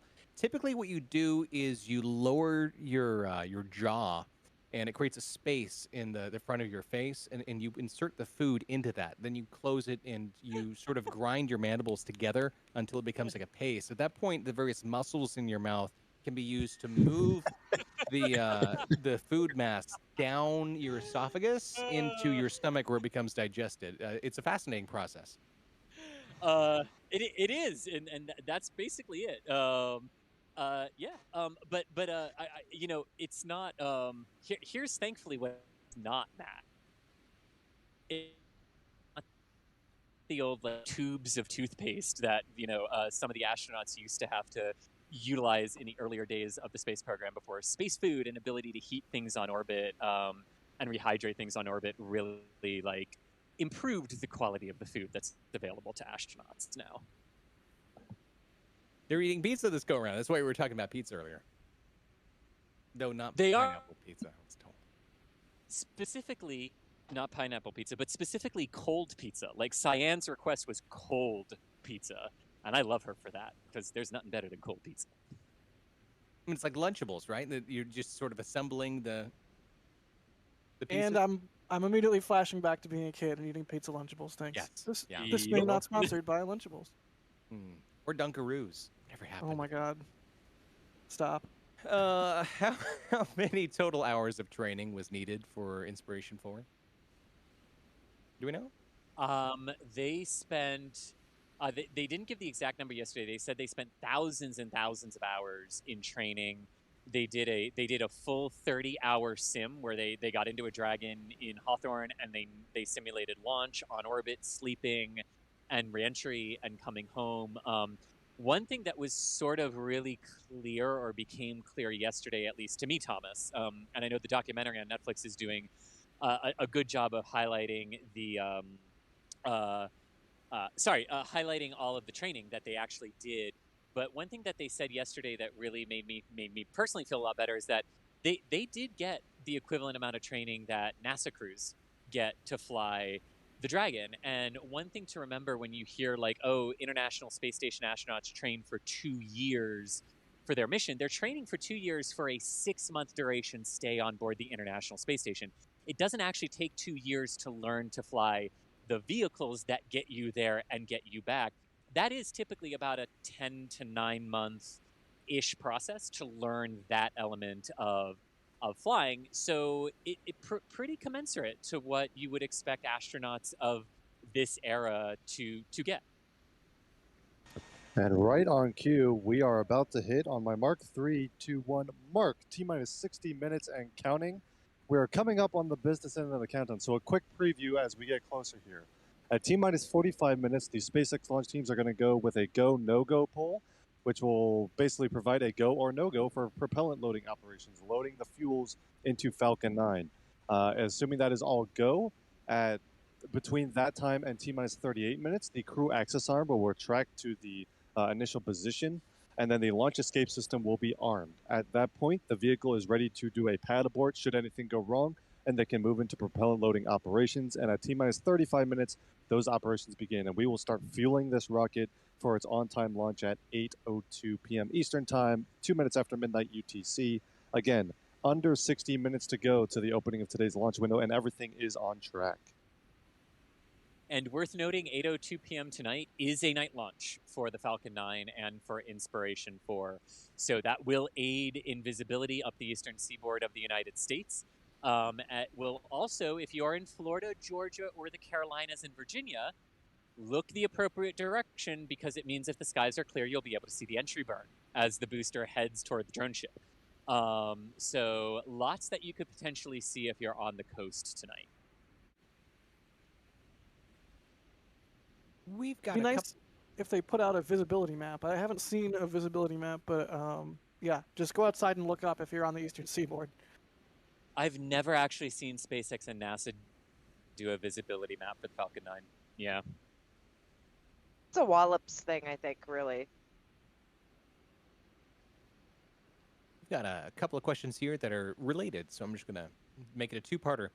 Exhale asks, do they monitor their vital signs through launch and reentry? And similarly, Harvinder Sunila asks, if there's a medical emergency requiring a return, how long will it take to get an astronaut back to Earth for treatment? So to the second part of that question, if there were to be a medical emergency on orbit, they would come down basically as quickly as they could.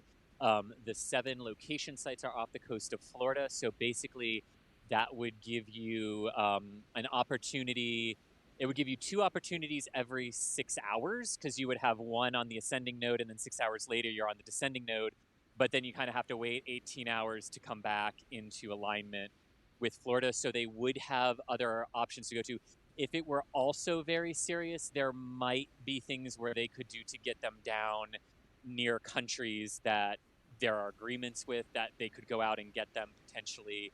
But all efforts would be made to bring them back to Florida as quickly as possible in that regard. All right.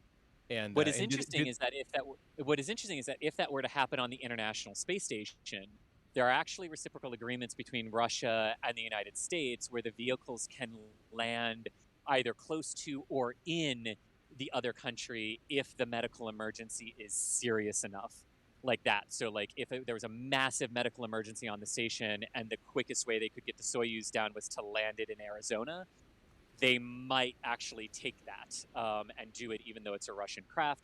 But since it's not the station, it would come down as quickly as possible off the coast of Florida. And are their vitals monitored throughout the launch? Or throughout the mission, really? They used to monitor astronaut vitals during launch, but I honestly don't know if I don't think they do anymore. Or if they do, they don't tell us. I don't honestly remember the last time someone said they were being monitored during flight, but that doesn't mean they're not. I don't think they do that anymore, though. Okay, here's a But this is a private flight, so never say never. They might actually be monitoring for something in particular. From Lost Astronaut, if you could bring one food or beverage to bring to space for your consumption, what would it be? Pliny the Elder. Oh, Wait, one what? food or beverage. It's Well, I just think a beer. that Go ahead, just Julia. a beer. Oh, okay. Well, I think that I'd bring some IPA. Yeah, some IPA beer is what I'd bring. Oh, I'm actually thinking cheesecake. I mean, I think y'all would think I'd say cookie, but cheesecake sounds perfect. You mean cheese pie? No, cheesecake. Are we really gonna have this debate right now? It's really more of a pie, but I digress. I mean, Okay, how about I just bring a big tub of the pre-made whipped cream cheese that you can make a pie out of, and I'll just eat that. No pie. Okay. Now the Golden Girls are going to have to get involved here because we're desecrating cheesecake. So Thomas, what's yours? I mean, so I've been told that tortillas are pretty functional in space, no crumbs, et cetera, and I'm a pretty big fan of pretty much anything in a tortilla. So I think I just bring lots of taco stuff. That's fair. So practical. Matt, what would you bring? Pineapple pizza. Oh my God! Why'd I ask you? Wrong answer. I'd want to bring cheese fondue. Cheese fondue. There we go. Cheese fondue. I would want to eat That's like gonna get just messy in microgravity. exactly floating globules of cheese. That's actually That would be- amazing. That's Yeah. amazing. Like you Well, just I like wanna have a see it. sphere of cheese that you like push food items into. That's amazing. I love it. That's way Wouldn't better it than just- pineapple pizza. But in microgravity, wouldn't it just round itself into a ball Exactly. like water does? Like, Well, you'd want to think- I like think maybe that, like- disrupt the cheese somehow, so you get smaller splashes and little balls, spheres. it might like honestly be less messy than that corned beef sandwich they took up on one of the Mercury or Gemini flights. Like, Address the mesh. That's SpaceFlight's gonna get in trouble because the next private crew is gonna use all of these food ideas, and the people who have to clean Dragon afterwards are gonna be real upset with us. Who brought this cheese in here? I already said it once. Let's get Matt some VC funding and let's do space fondue. Come on. I mean, I will happily be the test subject for how fondue reacts in space. We have a question here from Camera Wainman, who asks, how old do you need to be an astronaut? Well, it's getting lower and lower. right now, 18 years old to be able to consent for yourself, I believe, is in the new era is what it is. I'm not sure if they would let younger people fly with parental consent, but 18, when you're an adult and can consent to yourself, I think that's the age limit right now. What about for NASA? If you wanted to go be a NASA astronaut, what is the youngest NASA astronaut that's been through? I don't actually think NASA has a minimum age limit, but their requirements basically make it so you have to at least have a master's degree or be a test pilot with so many hours of flying time that you're basically gonna be in your 30s. But by the time you get picked to fly for NASA, but I don't actually believe they have a minimum beyond. I don't think they state a minimum in them. I think it's just the requirements is more what they look at. John asks, how would you heat up the fondue? With a fondue pot, duh. Come on, John. It's not rocket science. I'm thinking of like a series of hair dryers arranged in like a ring so that they like just swirl the. Anyways. A series of hair dryers. Yeah. Commercial off the shelf, Chris. I love that. Commercial off, please. I brought 7 hair dryers so I could heat up my cheese. Where would you plug those in on the Dragon, though? So, extension cord, power strip. Just all the way down? Yeah. This is how it makes I think space we elevators? need DOS to enter the chat and calm us down. Or wait, no, DOS would be making your line drawing of this wonderful commercial of yours. Yeah. Where's the DOS art when you need it? So we've been getting a lot of questions about where this launch will be visible from. And from Flight Club, I'm a patron of Flight Club, which is a fantastic resource. It's flightclub.io. It's a Run website. by a fantastic person, by the way. Yeah, friend of the channel, Declan. Thank you so much for making this amazing piece of software and website, Declan. Anyways, I'm a patron, so I have access to this thing, which is like a photographer's toolkit and whatnot. And part of that is this launch visibility map. So that is the approximate visibility of the of this launch tonight from various places. You can see like it's concentric rings that show a time after launch at which you can expect it to be visible. So hopefully that is useful to you. I keep trying to like eyeball this with Google Maps, and I'm like, what state is that up there at the top? Does anyone have a better? What is the upper boundary there? Is that like Delaware or? Yeah, that's like Delaware and Maryland area. Cool. So check that out, everybody. Thank you again to Declan Murphy and flightclub.io. If you want to learn more about that thing, that is flightclub.io. Super useful resource. You know what, Jack? I think that's Declan's way of telling you that space knows no borders.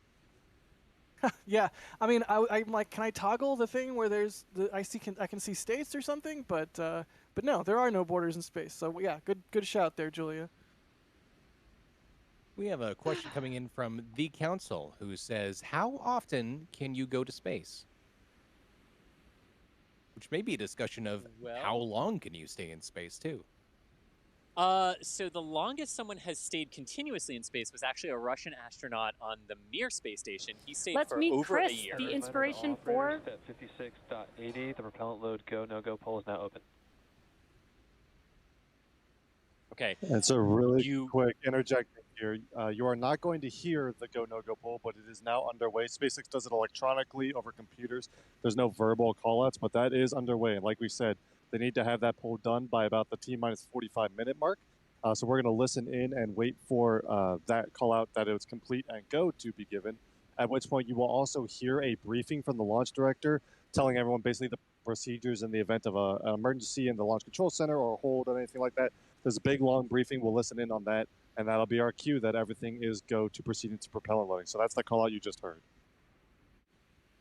And to the question, too, in terms of the number of times you can fly, Franklin Chang Diaz and Jerry Ross have each flown 7 individual missions. They both accomplished that on the shuttle. Russians stayed up there for over a year. We had the year in space missions earlier the previous decade. But it actually comes down to your radiation exposure and how your body actually reacts to the changes in microgravity. So basically, you can lifetime limit yourself with the amount of radiation that you can safely receive when you are in Earth orbit and not have like massively added risks of, well, from what we're talking about today, cancer, and everything like that. That's really one of the limiting factors at this point is just how your body reacts, how you do as a crew member and how you do your job up there, and then the radiation exposure that you get when you're up there. Which they're studying radiation exposure on this mission since they're going up much higher than the International Space Station.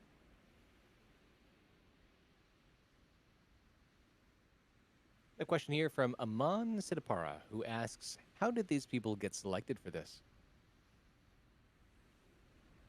So Jared Isaacman is the one who sponsored the flight. So he was announced from the very beginning, along with Haley Arsenault, who, when he knew he was partnering with St. Jude Children's Research Hospital, he met her. So she was selected and did not win her seat. She was chosen to go as a representative for St. Jude. Cyan and Chris won it through the contests. So Cyan won hers through the there was like the Make a Project thing where you had to submit a project, and that's how she won her seat. And then Chris Sembrowski won his, even though he applied and donated to St. Jude and applied through that way. He did not actually win it. His friend from Embry-Riddle Aeronautical University. Oh, well, yes, but it was the story I heard was that it was someone from Embry-Riddle who won it and gave it to him. So, Thomas, did you hear differently? I know his friend gave it to him. I know Chris himself is an Embry-Riddle alum, along with Jared Isaacman, so shout out to my two fellow Embry-Riddle people. But I don't know if his friend was or not. Maybe he was also, but I know Chris and Jared both are. Well, great. Awesome. There you go. But Chris's friend actually won it and turned it down himself and gave it to Chris, because he knew it was Chris's lifelong dream to do it. So that's how they all got their seats.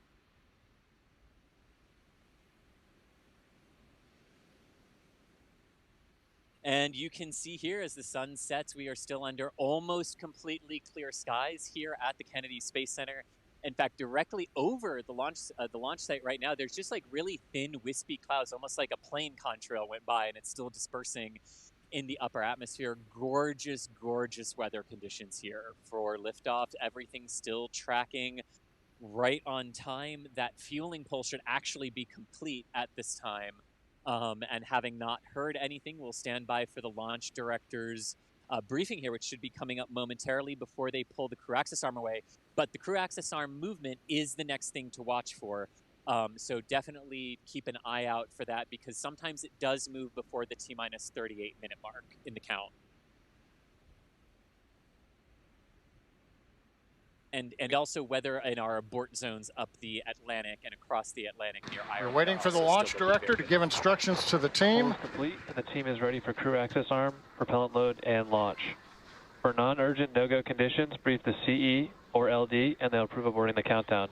For urgent issues affecting the safety of the operation, operators shall call hold, hold, hold on the countdown net. Launch control will abort the launch auto sequence immediately and proceed into the launch abort sequence. At T-minus 10 seconds, launch control will be hands-off and relying on automated abort criteria for the remainder of the count. Operators advise the launch director whether structural breakup or fire is imminent or occurring per Dragon manual escape flight rules. In the event of a fire alarm, key operators will remain at their post while the alarm is evaluated. In the event that personnel safety is threatened, evacuate to the south-facing emergency exit, which leads directly outside. Launch control, you may proceed with arming the crew arm for movement. There you've heard the instructions, and a great view from the camera on the fixed service structure looking down the crew arm. And there you heard it. The launch director gave his briefing, and we are go for propellant loading operations. So we're going to move into 2 steps. Right before that begins, the crew access arm is going to retract, and there it goes. Crew access arm retract is underway. The arm giving way for Dragon. And now the Crew Dragon spacecraft will move into arming its launch escape system, and that will be the final step before propellant loading operations is underway. We're now into the part of the countdown where we're reminded this is a different mission. This is a human spaceflight mission. There are people on board. Crew access arm and launch escape system are in work. Indeed for that. And for just some contextualization for the call that you just heard from the launch director when he was referring to fire alarms and the need to evacuate, that is in reference to the launch control team, which is in firing room 1 of the Launch Control Center here at the Kennedy Space Center. So in the event that a fire alarm were to sound in the Launch Control Center, the first thing everyone does is remain at their consoles until they can confirm whether or not it would be a situation where they needed to evacuate, and then they would take appropriate measures. But that's what the fire alarm specifically was in reference to there today. And you can see the crew access arm is in its pre-launch pullback position. And as we mentioned a little bit earlier, for those of you who have joined us since, at liftoff, there are 3 big visuals that happen with a crew flight with the Falcon 9. The first is the obvious big ball of light as the vehicle starts to lift off the pad, since it is a night launch here. The second is the big transporter erector, the big white frame that is currently vertical with the rocket. That will perform a throwback maneuver to the 45-degree position at T0 when the rocket starts to lift off. And also at T0, when the rocket starts to lift off, the crew access arm will swing completely back out of the way to its launch position to help protect it as the vehicle lifts off the pad. But at T-minus 41 minutes and counting here, what other questions do we have before we get into the fuel loading side of and the real brand new suit up room located in the Falcon support building? Crew access arm retraction complete. Yeah, we only want to take a couple more questions. We're getting into the business end. Maybe we can do one more, Matt. All right. So the team suited up at... SpaceX, you are go for section 7 of 4.100. Close visors and arm the launch escape system. I like this one here. SpaceX, we're go for section 7 of 4.100. We're closing visors and arming LES.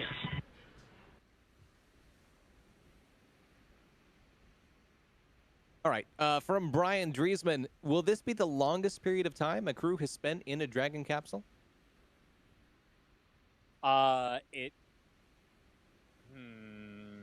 Yes, because I believe all the crew flights were a day to get up there and a day to get back. So at 3 days, that's the longest a crew would be in a Dragon capsule. Because the Crew 1 return got delayed because of weather, as did DM2 originally, but they just stayed docked to the station until it was clear to come back. So I believe it's been a day to get there and a day to get back on each of them. So 3 days would be it, yeah. Unless I'm really misremembering something, but Julia's nodding her head with me. Yeah, so John, you mentioned the launch escape system. And launch escape system is verified armed. All right, well, we are at T40 now, and 193 raised. 193,000. 40 minutes to go. I mean, let's see this. I can't wait to see this number just spike as we get closer and hit liftoff. Before we get too deep into all the really interesting events that are going to happen as we get closer into the rocket launch, just a quick reminder as to purpose here. Inspiration 4 is raising money for St. Jude's Children's Cancer Research Hospital. It's a charity that you can donate to. Down at the bottom of your screen right there below the chat box, there's a window that says Donate Now. St. Jude does research for lots of different children's illnesses in cancer. They have helped raise the survival rate of children's cancers by about 80%. Really, really huge over the last 40 or 60, no, I think it's like 60 years that they've been in operation, something like that. Incredible program, and they also do treatment there as well. So we would love if you consider either spreading the word or donating if you can.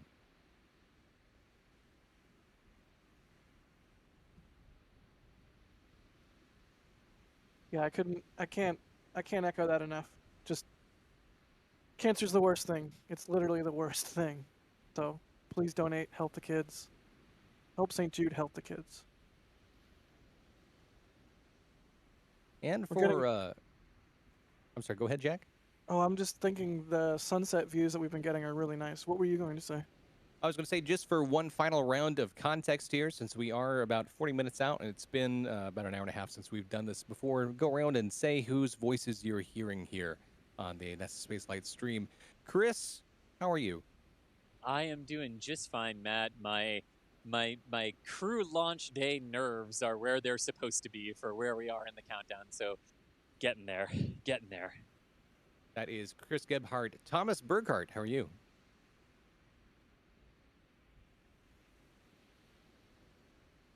Come back to him, he says. Come back to him, he says. Nope, I got it. We're good. Sorry, my phone was having an issue. Hi, everybody. Thomas Burkhardt, also here at the press site for NASA Spaceflight. And yeah, I'm going to heavily concur with Chris. The nerves are starting to set in. Welcome to a human spaceflight launch day. Also out in the field today, we have Julia Bergeron. Hello, everybody. This is actually my very first on-site crew launch. So Yep, we're having a little bit of problems hearing you. You sound auto-tuned, so we might need to come back to you. Oh, interesting. Anyway, Julia is fantastic, and she's out there. Jack Byer, incredible photographer and host extraordinaire. How are you? Good. Ready to see some people blast into space. How about that? It's Human Spaceflight Day, like Thomas said. And I am your other host out here. I'm Matt Anderson, also known as Bad News Baron. Very excited that you are all here today watching and supporting the Inspiration 4 launch. And you know what I'm also really excited about today? Because of the pandemic, this is the first time since July 8th of 2011 that I get to be standing here with my colleagues watching people leave from the Kennedy Space Center. I have not been able to do that for Demo 2, Crew 1, and Crew 2, and it's fantastic to be here with Thomas and Julia and Steven. I'm glad we finally get to share this together. Likewise, Chris. Much agreed. 195,000, and it's not only do you get to share it with everybody, the whole team there, you get to share it with Matt and I, and also everybody watching. It's really great, and we're up to 196. Look at that! It's amazing. Keep it coming, everybody. Keep doing your part. Not Ryan Reynolds, stop it. I think we're going to crack 200 easily by T30, and maybe 250 by the time we launch. 250 would be amazing by launch. That's a really great goal.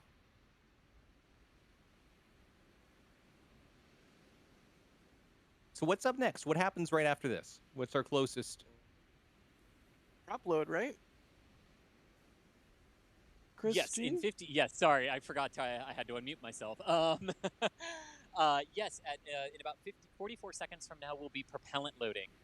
So I'm gonna actually wait that 40 seconds because we will probably get some kind of a call out over the net right when it begins. But I do want to explain the propellant loading process because it is a little bit different in terms of how the stages are loaded from one another. But yeah, coming up here in about 26 seconds will be the start of fuel loading. So densified liquid oxygen and RP1 kerosene will both flow simultaneously into stage 1, beginning at T-minus 35 seconds.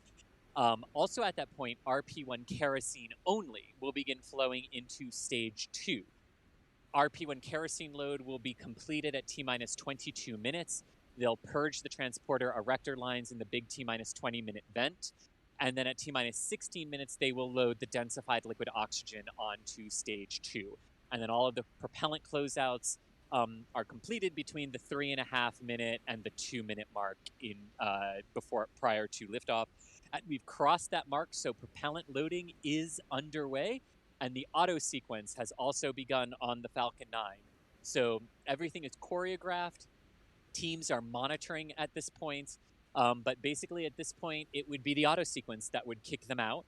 Teams can manually abort if they need to, but the auto sequence would be what does it and what makes sure everything is happening in sequence.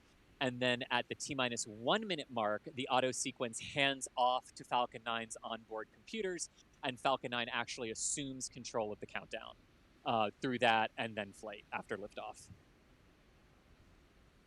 And SpaceX countdowns are very quiet, so the fact that we didn't hear anything at T-minus 35 on the net, but they just kept going, means that they started propellant loading.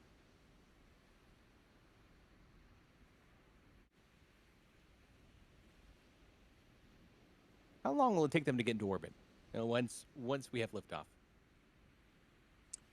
It is roughly an 8-minute, 45-second ascent for Falcon 9, and then they will be in orbit, in their initial parking orbit, and then they will coast together. The second stage and Dragon will actually coast together until about 11.5 or 12 to 12.5 minutes after liftoff, which is done to help the propellants that are left over in the second stage settle down so there are no weird oscillations, so that when Dragon is actually propelled off the top of the second stage, there's no accidental recontact between the trunk and the upper part of the second stage.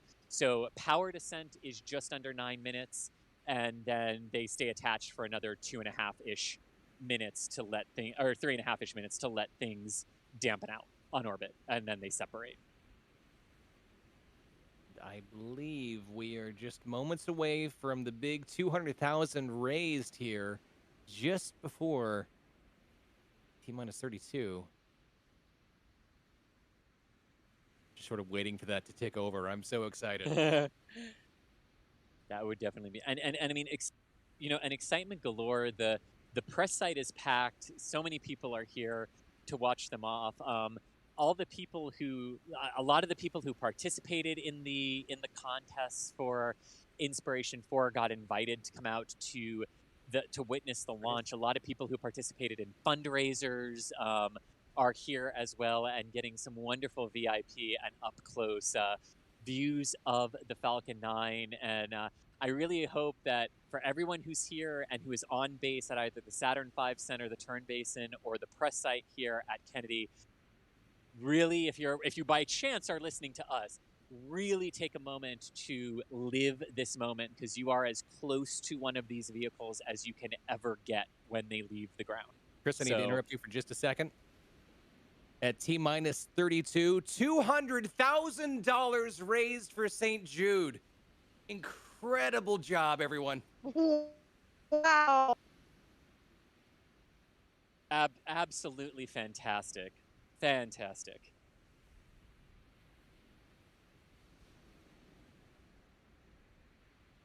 And it's still just streaming in. I mean, it's already at 201,000. It's still going. Good. It's just rapid fire. I'm so pleased Yes. to see this going so fast. Every little bit helps. Again, every dollar is going to go to St. Jude. None of it gets taken by YouTube cut. So even if you can only do $1, that's fantastic. If you can't do anything at all, that's fine. Share the stream. Share the Inspiration 4 website, or just share the St. Jude website directly with people that you know, and get the word out. That's one of the best things that you can do. You know what? Little bit of huge update. I'm trying to keep myself together here. Sorry. I just logged into our YouTube page, and this whole time we've been saying that this $202,000 number that you're seeing at the top of the screen is a amalgamation of all the streams that are set up the same way right now. And so it's everybody pulling together for that 202,000 number. But I just logged into our page, and I poked around, you guys. Any guesses how much we've raised so far? Just our stream. At least $50. Oh, I don't even want to guess, Jack. Yes, I wouldn't. 10? 60. 50,000. $47,932. Holy oh my God. moly! You That guys, is incredible. You guys are amazing. I'm trying really hard not to cry right now, but thank you everybody so much. Oh my God! We have 25,000 viewers right now. Well and done. we have raised 47,000. I just refreshed it again. 48,214. I mean, it's skyrocketing. It's absolutely skyrocketing, and it's amazing. We've got 29 minutes to get that to 50. Thank you so much, everybody. Let's see how high we can make this number go. You all are amazing. Amazing. Wow, I'm speechless. Julia's crying right now. She's robotic, but she's in tears right now. Thank you, all of you. I've never been prouder of our NSF community. Thank you. Nope, not once. This is amazing. Truly, thank you. Earth's pretty good. 49,000. I'm just gonna keep watching this. This is amazing. Anyways, thank you. And all of that is going to be immensely helpful to everything that this mission is trying to do. Exactly. And I want to point out, I know dueling things that we're looking at. Here, you can actually see some vapor starting to form around the Falcon 9's first stage as the densified propellant is being loaded into it. All good indications that everything is proceeding nominally. There is about 6 minutes left in RP1 kerosene load to the second stage. And then at the T-minus 20 minute and 22 second, that's when it technically happens, mark, is when we will see a big vent from the transporter erector, big white billowy cloud. That's totally normal. It's purging the transporter erector and getting ready for like that switchover of how they're going to then go load all the propellants for the liquid oxygen into the second stage after that. But things continuing to tick away very, very nicely as we head toward an 8:02 and 56-second liftoff here for Inspiration 4. There's also a lot of vapor condensing around my eyes right now. Yeah. Yeah. Any other questions, Matt? We can kind of take questions. Thomas, would you like to take questions until like 10 minutes? Yeah, we can do a couple minutes here, sure. Okay, all right, let's go ahead and do that. Here's a little trivia bit for you. Matt Hollis asks, which astronaut is famous for having written his daughter's initials on the moon? Oh, gosh, I don't know. His daughter's initials? I know Neil Armstrong took something of one of his kids to the moon. Charlie Duke? Julia says Charlie Duke. That rings a bell for her. I don't actually know off the top of my head. I should know this. I just listened to the Apollo book by, oh my god, I can't even remember his name. I just listened to like 36 hours of content. I should remember this. I mean, what's so cool about that, though, is that those initials are still there. Like, that's the mind-blowing thing about it. Since there's no wind and no erosion, they're still there. Brian Tweed asks, is there going to be a live press conference with the crew when in orbit? It was Eugene Cernan. Sorry, Eugene Cernan was who did it. When on orbit. Eugene Cernan was the one who wrote his... Eugene Cernan, yep. Yeah, what was the other question there, Matt? Sorry. Is there going to be a live press conference with the crew when on orbit? Oh, gosh, yes. They've got some special things planned. There'll definitely be briefings and opportunities to talk to them while they're up, and media, or just not even media events, but maybe just like hello world events from them up there, most definitely. Here's a just an easy one here for Matt Hollis. Does sound travel faster in space? The answer there is no, because there's no medium for it to travel through. You need something to conduct the sound in order for it to travel. And speaking of sound and how long it travels, so we will see Falcon 9 lift off, and then about 7-8 seconds later is when the sound wave will actually hit us here at the press site from 5 kilometers away. So really cool to always see that in action.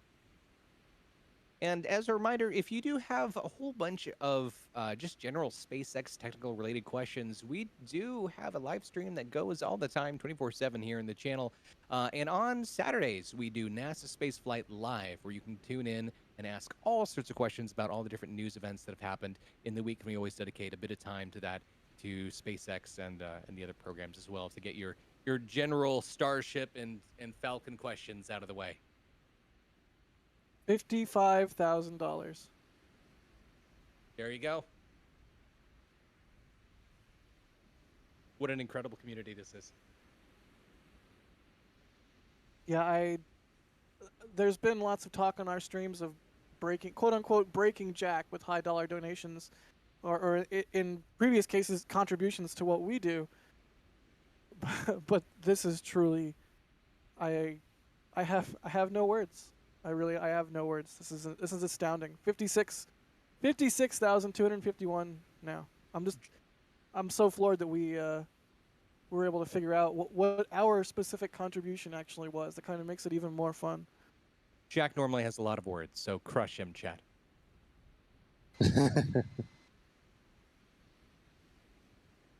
Let's see. Do you know? How do you know the heading the vehicles will launch at?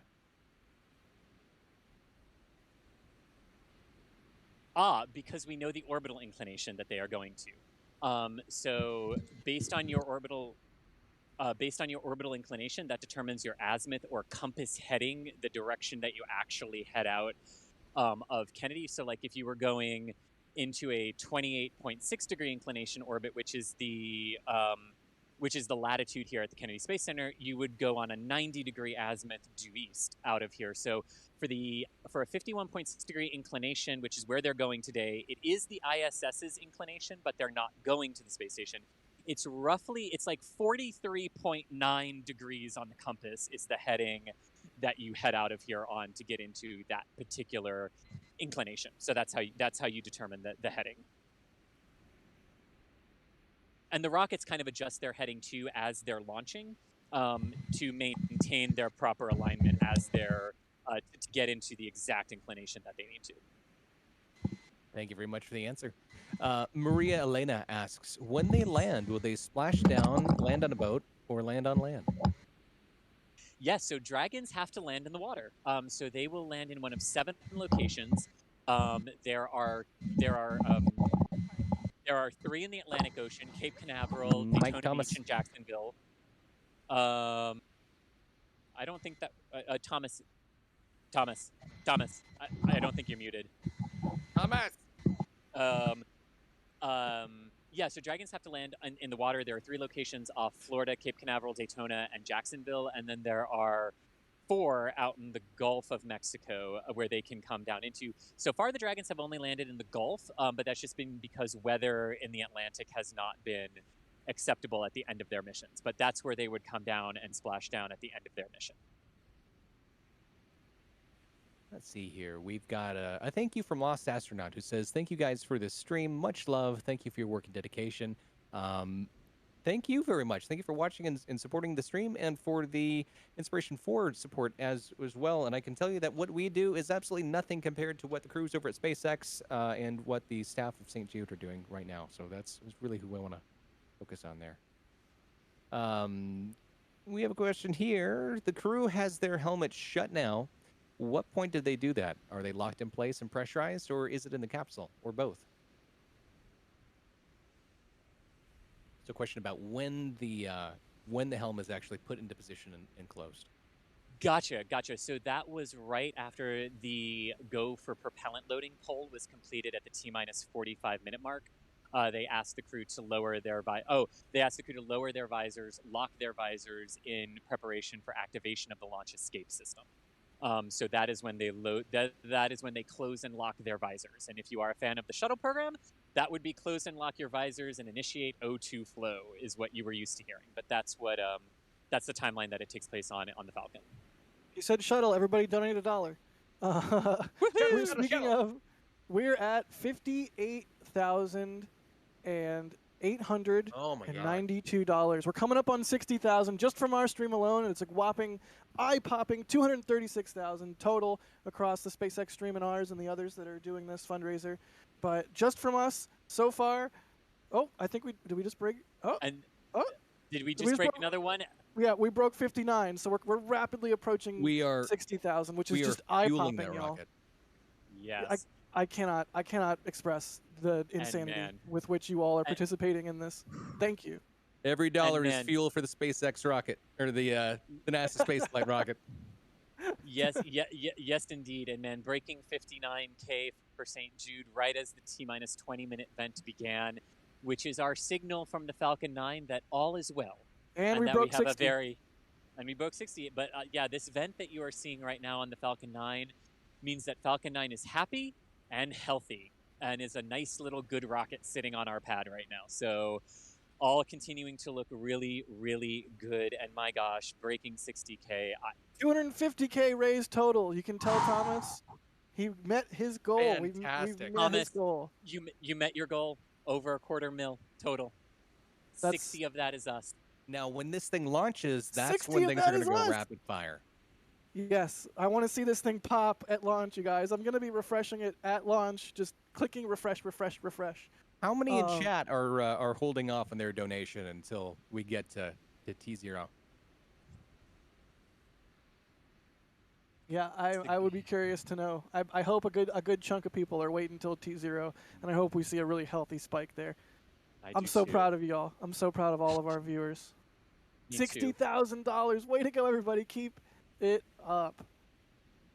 My goodness. And at 18 and a half minutes and counting, things continuing to look very good here for the Falcon 9. Matt, any other questions that we could do here until probably for the next 8 minutes or so? Sure. We have a question here from Logan Keller who asks, what is RP1 kerosene? That is a great question. So it is so RP1 is basically just rocket grade kerosene. So kerosene, kerosene fuel, but just made for rockets instead. And the RP is actually the Russian designation for kerosene. So we just, RP1, that's what we use for that. Okay. Another quick question from Matt Hollis, who asks, do software engineering teams of Falcon and Dragon play any role on the actual launch day? Can you repeat that? I think I caught it. Sure. Do the software engineering teams of Falcon and Dragon play any role on the launch day? So they'll be monitoring, and if there are any hiccups, yeah, they would be looking for any real-time things that might be going on. So yeah, they do have roles on launch day and throughout the mission. Most certainly, yes. Did we miss the T-minus 20-minute vent? It We happened. didn't. It's happening right now, Jack. Actually. Okay, good. Yeah. Yeah. No, it happened right when we were breaking 59 and 56K. Got it. 62 right now. 62,000. Holy cow, you guys. I mean, just thank you all. I truly have never been prouder of our community. Me either. And we have a wonderful rocket on the pad and a wonderful mission ahead of us. Matt, what are some other questions we've got from folks here as we continue to head into the business end of the countdown now? We've got one that I can actually answer. The dummy can answer one. Has this spacecraft flown before? And the answer is yes, sort of, no. Both pieces. So the capsule and the booster both flown before, but they have not flown together, and the capsule has not flown in this configuration. So it's old and new. And the second stage is brand new, as all of the second stages on the Falcon 9s are. It's a mishmash. It is, yes. What is the flight duration from Jeb Kerman? Jeb, big fan of your work. Jeb, hello. I actually just flew a mission with you the other day. Anyway, KSB joke. Anyway, moving on. 3 days is the planned mission duration, approximately 3 days. But at this point, we do not have the specific day and time of splashdown. That will be determined after they're in orbit. Let's see. From Linux user, will SpaceX ever do a crewed polar orbit? I don't know that there's really much need for that, is there? Well, on these private missions like this, if you're not rendezvousing with the station, you could theoretically do a human polar orbit mission. One of the biggest hurdles that it would be moving and repositioning a lot of the recovery assets in case there is an abort. I have a very strong sneaking suspicion that the reason we're going into a 51.6 degree inclination orbit today is because they can utilize all of the same downrange abort recovery forces that they do for the NASA missions, which would already be positioned more or less where they need to be. But in terms of precluding it, I can't think of a thing that would preclude a human polar mission from happening aside from just having your recovery forces ready for it. And we have kind of a fun question here that can be opened a little bit to interpretation. Oh man, here it is. From June Johnson. What force do you need to break through the atmosphere? What force do you need to break through the atmosphere? atmosphere? Yeah, and I would assume that would mean what delta V would you need to get through the lower parts of the atmosphere and be considered to be in space? I know that you could say that nobody has actually ever left the atmosphere fully. How much delta V do you need to get? Okay, well, that's going to be slightly different for each rocket, and it's going to be different for each mission, because your delta V is kind of, like there's a certain your delta V is your velocity change, right? So like you need a velocity change of 7.8 kilometers per second to get into low Earth orbit. How much of that is accomplished during or by the booster that hauls you out of the dense lower atmosphere is actually pretty dependent on each individual rocket, in terms of how much delta V the first versus the second stages have with one another. So it's kind of dependent on the rocket. And then, of course, there's that really tricky to get into space. Well, is that 80 kilometers or is that 100 kilometers? Because that's a bit different. But it's kind of mission dependent. But you need a delta V of 7.8 kilometers per second to get into low Earth orbit. And just worth pointing out, we have a whole bunch of people watching from a whole bunch of different backgrounds, and it is probably worth saying that the atmosphere you don't really break through at any point. It just sort of gets thinner and thinner and thinner as it stretches out. And my little kind of comment joke earlier is one of my favorite fun facts is actually the geocorona extends out past the moon of the Earth. So yes, you could say that no human has ever really left Earth's atmosphere yet. That you could in some way definitely say that. Yeah, I kind of like that, and to sort of bring that home into a way that might make a little bit more sense or help people contextualize what we mean by that. So your atmospheric drag, right? Because you never really get out of the atmosphere, you just get out of the discernible atmosphere, basically. But at 200 kilometers, where this will first go into tonight, if you don't raise your orbit, if you don't have any means of like continuing to reboost yourself, at 200 kilometers, you're coming back in within about 2 weeks. At the orbit of the International Space Station at 415 kilometers, you're coming back in within like a year and a half, 2 years, 3 years. The Hubble telescope at 540 is on a decades-long timescale, and 575, where they're going, would be even longer than Hubble. So like the farther up you go, the more time it takes for the atmosphere to slow you down and drag you back down toward the planet. And the closer you are, the lower your orbit, the more atmospheric drag you have, so the quicker that happens. And that's why periodically we need to reboost the International Space Station, and that's why the shuttle flights to Hubble boosted its orbit as well, to keep it in that stable operational altitude. So hopefully that sort of helps you visualize, like, as you go further out, you never really get out of the atmosphere, like you were saying, Matt. It just gets thinner and thinner and thinner and thinner the farther away you go. And I think here's probably a good question, because we're coming up on T12 here, to sort of finish us off for the day. Mike Hennigar asks, what do you think would be going through your head if you were sitting in the rocket right now? Chris? I would be, if I was not in the commander or pilot seat, I would just be going like, I can't believe I'm here. I can't believe I'm here. I can't believe I'm here. That's basically what I would be doing right now. And just hoping for no technical issue in the final few minutes. Because, that's a ride of a life that they're about to take. What about you, Jack? 65. Sorry, I'm $6,500 or $65,000 now raised from everybody. 263,000 total. I'm just flabbergasted. What was the question? I can't even focus. What would be going through your head if you were sitting on the rocket right now? And I think the answer is that you're just blown away. Even on the rocket, you'd probably be blown away by the fundraising amount. Yep. I'd brain mush, whether I was on a rocket or whether I'm looking at this number right now from everybody. So thank you everybody for doing your part. Maybe I would just be like humming the waiting game song or whatever. It's like, what's the song that Homer like hums to his head when he's like waiting in his car? It's like Little Spanish Flea or something like that. Yeah, that's what I would just be humming a tune in my head. Nice and calm. Definitely not super anxious. Definitely not slightly freaking out about going into space.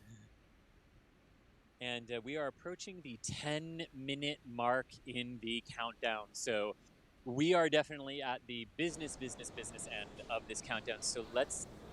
Dragon SpaceX, confirm crew displays are configured for launch. SpaceX Dragon, our displays are configured for launch. Copy that, Dragon. And it has been an absolute honor to prepare you for this historic flight. Today, you are truly inspiring the world. We wish you a great mission, good luck, Godspeed, and enjoy the ride. And some words between the crew and mission control. Another tradition kept for this mission and this new era. But in the business end of our countdown, let's talk about what happens in the next 9 minutes. So at the T-minus 7-minute mark, we will have engine chill down. So this is when some of the densified liquid oxygen that's already been pumped into stage 1 will be allowed to trickle down into the 9 Merlin 1D engines to start thermally conditioning them for liftoff, because right now they're the temperature of they're not at cryogenic temperatures.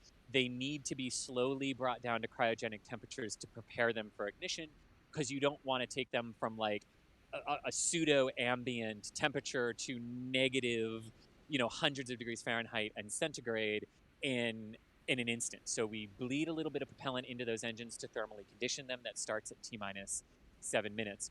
From about the 5.5-minute mark to 2.5-minute mark, you'll hear various closeouts. You'll hear RP1 locks and RP1 closeouts. I said RP1 twice. You'll hear RP1 and locks closeouts on both of the two stages being confirmed in that time frame. About 4.5 minutes prior to liftoff, the transporter erector, which is the big white strong back that's still bracing the rocket right now, will pull back from 90 degrees to 88.5 degrees. Then at T-minus 1 minute, the Falcon 9 will take control of its countdown in what is known as Falcon 9 is in startup. The Falcon 9 will also then pressurize its propellant tanks to flight levels in preparation for liftoff. And then at T-minus 45 seconds, we will get the final go for launch call from the launch director here in the firing room at the Kennedy Space Center. And all of that will lead to the commands to be sent to light the 9 Merlin 1D engines in sequence, starting at the T-minus 3 second mark. The engines will ramp up to full thrust very quickly. And after about a second of health checks, and if everything is fine at T0, the vehicle will be released from the pad and up they will go to start their mission. So that's what we have to look forward to in the next 7 minutes, as well as some other call-outs from the launch team. And I think we'd be remiss at this point not to just do a quick little ask. If you have enjoyed the last few hours of sitting around waiting for this thing to go, answering questions, all the content that we provide, feel free to follow the channel and come back anytime you'd like. We've got 24/7 streams going all the time and a weekly question and answer show that goes on every Saturday, as well as coverage of as many live launches as we can possibly get to. So we'd love to have you back. 68,000. I have no words. I have no words. $68,000, you all. I let's go to space. Let's go to space with Inspiration 4 big numbers and send this thing to the moon as we get closer and closer to launch. Just 6.5 minutes to go. Oh my gosh.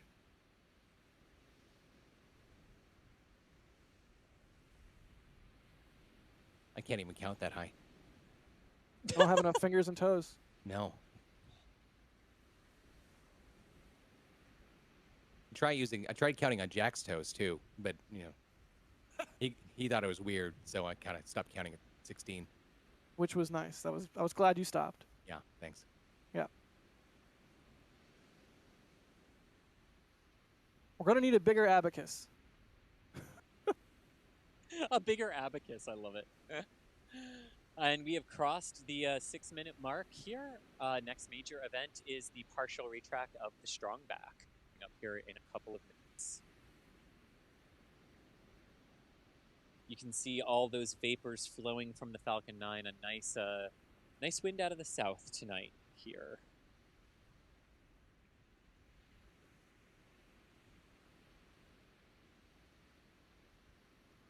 It really wasn't looking like this before. The more money we raise, the more of an epic skin it unlocks for the rocket, and it just gets more and more impressive to look at.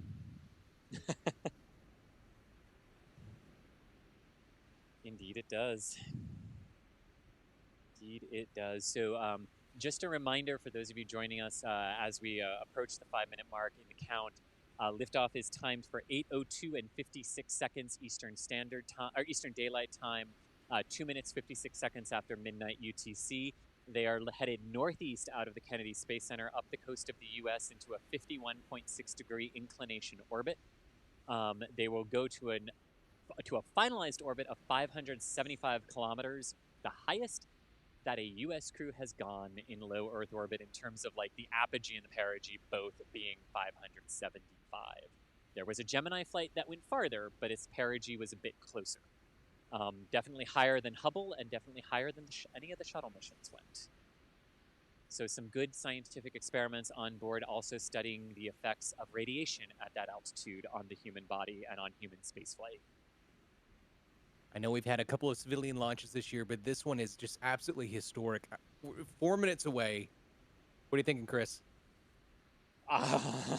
My standard launch day nerves are here. At this point, for me, it's the same as if any other 4 people were in that capsule.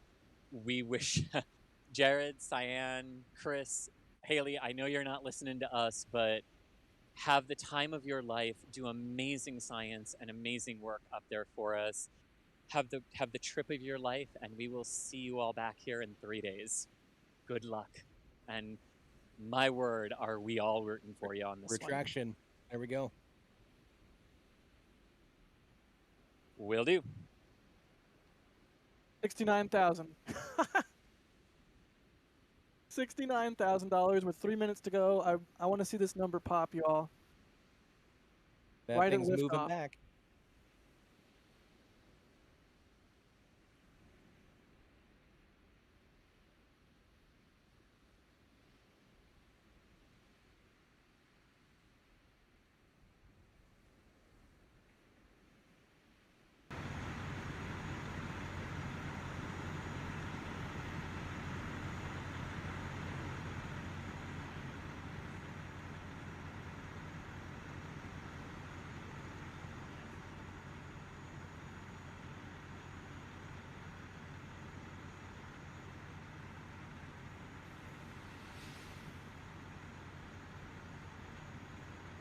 Two and a half minutes to go. Fuel loading is closing out at this point, and the transporter erector and the ground support equipment at Pad A are being purged and inerted to prepare them for liftoff at this time. Next major milestone at this point is coming up at the T-minus 1 minute mark in the countdown, when the Falcon 9 will take control of the countdown in what is known as startup and will pressurize its propellant tanks for liftoff. 71,000. Godspeed to the crew, indeed. Good luck. We're all counting on you. Oh, I was going to do that. Darn it. I just want to say good luck. We're all counting on you.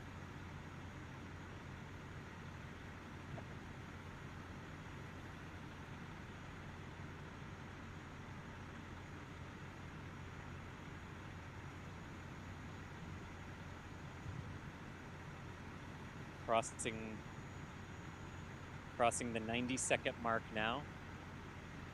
All systems still good aboard the Falcon 9 and the Crew Dragon. Resilience making its second trip to space today, and the booster, the first stage booster, making its third launch and its first crew mission. Under the minute mark now, Falcon 9 has control of the countdown. The tanks are pressing for flight at this time.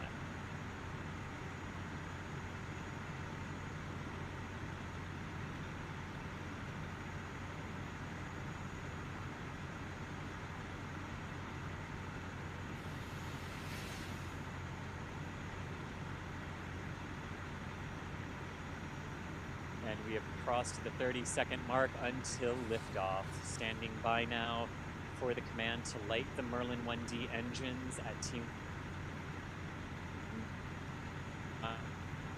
by liftoff.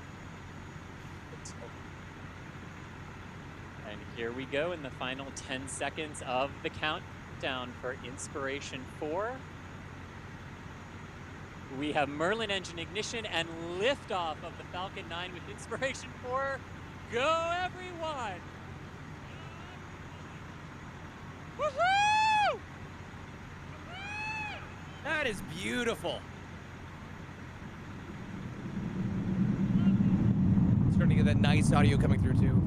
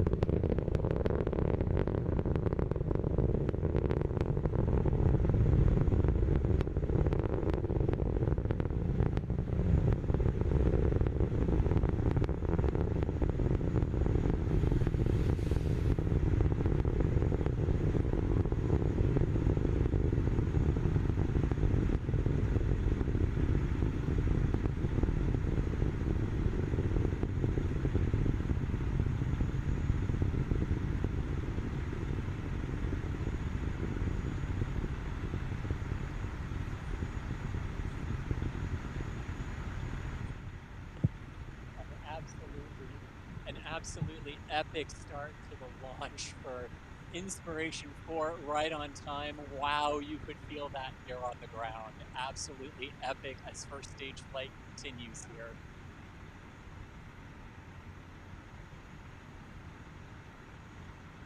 Just a gorgeous trail.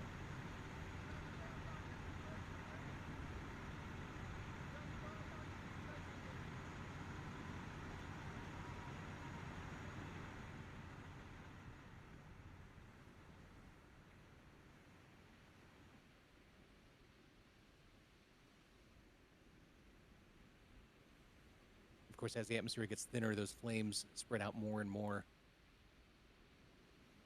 They are breaking into daylight now in the contrail from our viewpoint here.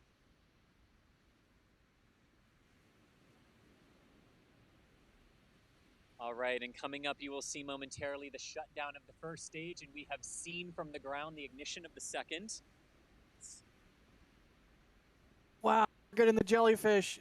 It's doing the jellyfish. It is doing the jellyfish in the night sky. There you go. Look at that. Never to miss a good PR move. Oh my gosh, the Falcon 9 is doing the jellyfish in the evening sky. We can clearly see the first and second stages. Thomas with a great track there for us. Absolutely incredible. I have never seen this jellyfish at night here in Florida in the evening. Absolutely incredible. Performance is right on target so far for the stages. You can see the cold gas thrusters firing.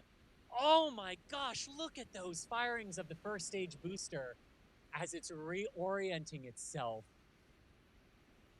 Oh my gosh. Just reminded of that moat in a sunbeam line. This is incredible. Excellent tracking shot, Thomas. Excellent tracking shot. You can see now there the second stage continuing on its way to orbit. The first stage still pulsing those cold gas thrusters in the upper atmosphere. What an incredible light display that is going on here right now for the launch. Inspiration 4 is certainly living up to its name yet again. And Thomas is currently following stage 1 right now. So you are watching stage 1 on the right with our camera, and you are watching stage 2 on the left with the SpaceX camera. Thomas is going to follow that first stage, because what we know is that if it doesn't go behind a cloud, we will be able to see that entry burn, or should be able to see that entry burn of that stage. But my gosh, the arrow-like contrail that the second stage is leaving in the atmosphere is absolutely incredible. Of course, everything's still going to plan on the actual mission itself as the second stage continues to power Cyan, Chris, Jared, and Haley onto Earth orbit.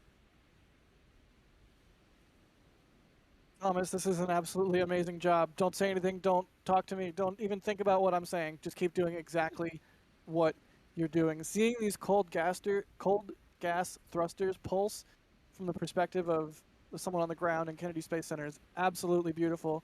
I'm so thankful that I get to see this view, because as you can see, while SpaceX on the left side of the screen there is bringing us some amazing views, it's sort of perspective of the rocket. And looking at this through your camera there, Thomas, is exactly what you would be seeing if you were on the ground, right? And it's beautiful. This effect is beautiful, and I hope everybody up and down the coast that is in the cone of visibility for this launch is just dazzled right now and inspired. And I hope this really raises the awareness for everybody of the mission. This truly is just some of the most beautiful launch footage I've ever seen. That is otherworldly. And I mean, Jack, we talked about it earlier on the stream, and like, would it do the jellyfish? Would it not? I've never seen it do the jellyfish in the evening here in Florida. That was amazing to see. Hey man, they timed the launch exactly perfectly. I think it's safe to say that. I don't know if they intentionally went for jellyfish, but it sure, I would believe it if you told me they did. That was excellent. That was absolutely excellent. Guess what our number is right now post launch of what we have as a NASA spaceflight community contributed to St. Jude. Where are we at? Have we gotten to 70? Yes. 80. We are at $79,324. Oh my God. We're just about to hit 80, so let's push us over the top, guys. Thank you so much, everybody, for your generosity. That is an absolutely mind-bending number as the Inspiration 4 continues to climb into orbit. And as they continue to climb into orbit, the first stage is falling back to Earth and is about to do its entry burn. So the entry burn is a 3-engine firing of 3 of the Merlin engines on the base of the Falcon 9's first stage that serves to both slow it down as it re-enters the atmosphere and limit the heating that it undergoes as it comes back in and down towards the drone ship. Just read the instructions, which is stationed about 600-ish kilometers north of here. And there's the entry burn. We see it very clearly. Right now, we do see it very clearly, the entry burn underway, and dropping downward for the horizon. There you see it on Thomas. Thomas has the track of it. Wonderful track. Wonderful track. That was the entry burn from hundreds of kilometers downrange. Seeing that entry burn as it heads toward the drone ship, absolutely incredible. And you can see, and now you can see the SpaceX footage of that, and you can see the second stage continuing onward to orbit now. Very, very close to orbital insertion there. We're crossing 20,000 kilometers per hour. We're aiming for about 28,000 kilometers per hour is the velocity target there, roughly. Look at the glow of that first stage, of that second stage engine there. And the first stage will be landing here shortly on just to read the instructions, and we should be able to see that too. We've been getting intermittent onboard views during launch, and it's just exactly what everything I hoped for. It's so cool to see those onboard views. And they're giving like thumbs up. It looks like they're just hanging out like in the back of a car on their way to the mall. It's obviously way more involved than that, but all appearance is that this is a lovely ride for them. It is. I'll never forget what Bob and Doug said after Demo 2's launch, where they kind of both had to look at each other and go, did we lift off? Like, it was that smooth, they said. Incredible. Approaching engine cutoff. There it is. Engine cutoff on stage 2. Velocity targets look about right from that at 27,300. You can see the crew inside. Experience all 4 of them experiencing weightlessness for the first time. The sensation of weightlessness for the first time in orbit. Oh, where's the indicator? Is that the indicator right there? So far, we and see it over on the booster right. Coming down. There's the drone ship. There's the drone ship. And we have... A few have come before and many are about to follow. The door's opening now, and it's pretty incredible.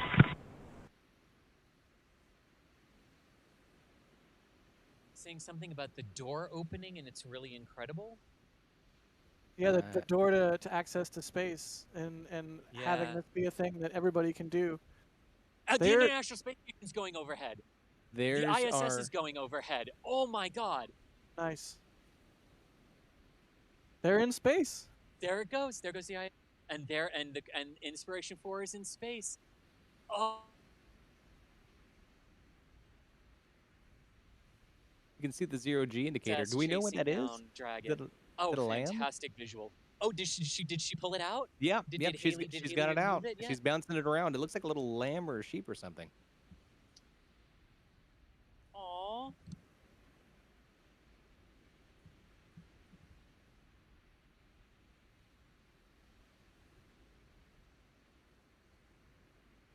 Kind of does, doesn't it? All right, so what we are standing by now, you can see the next major event on here is spacecraft separation.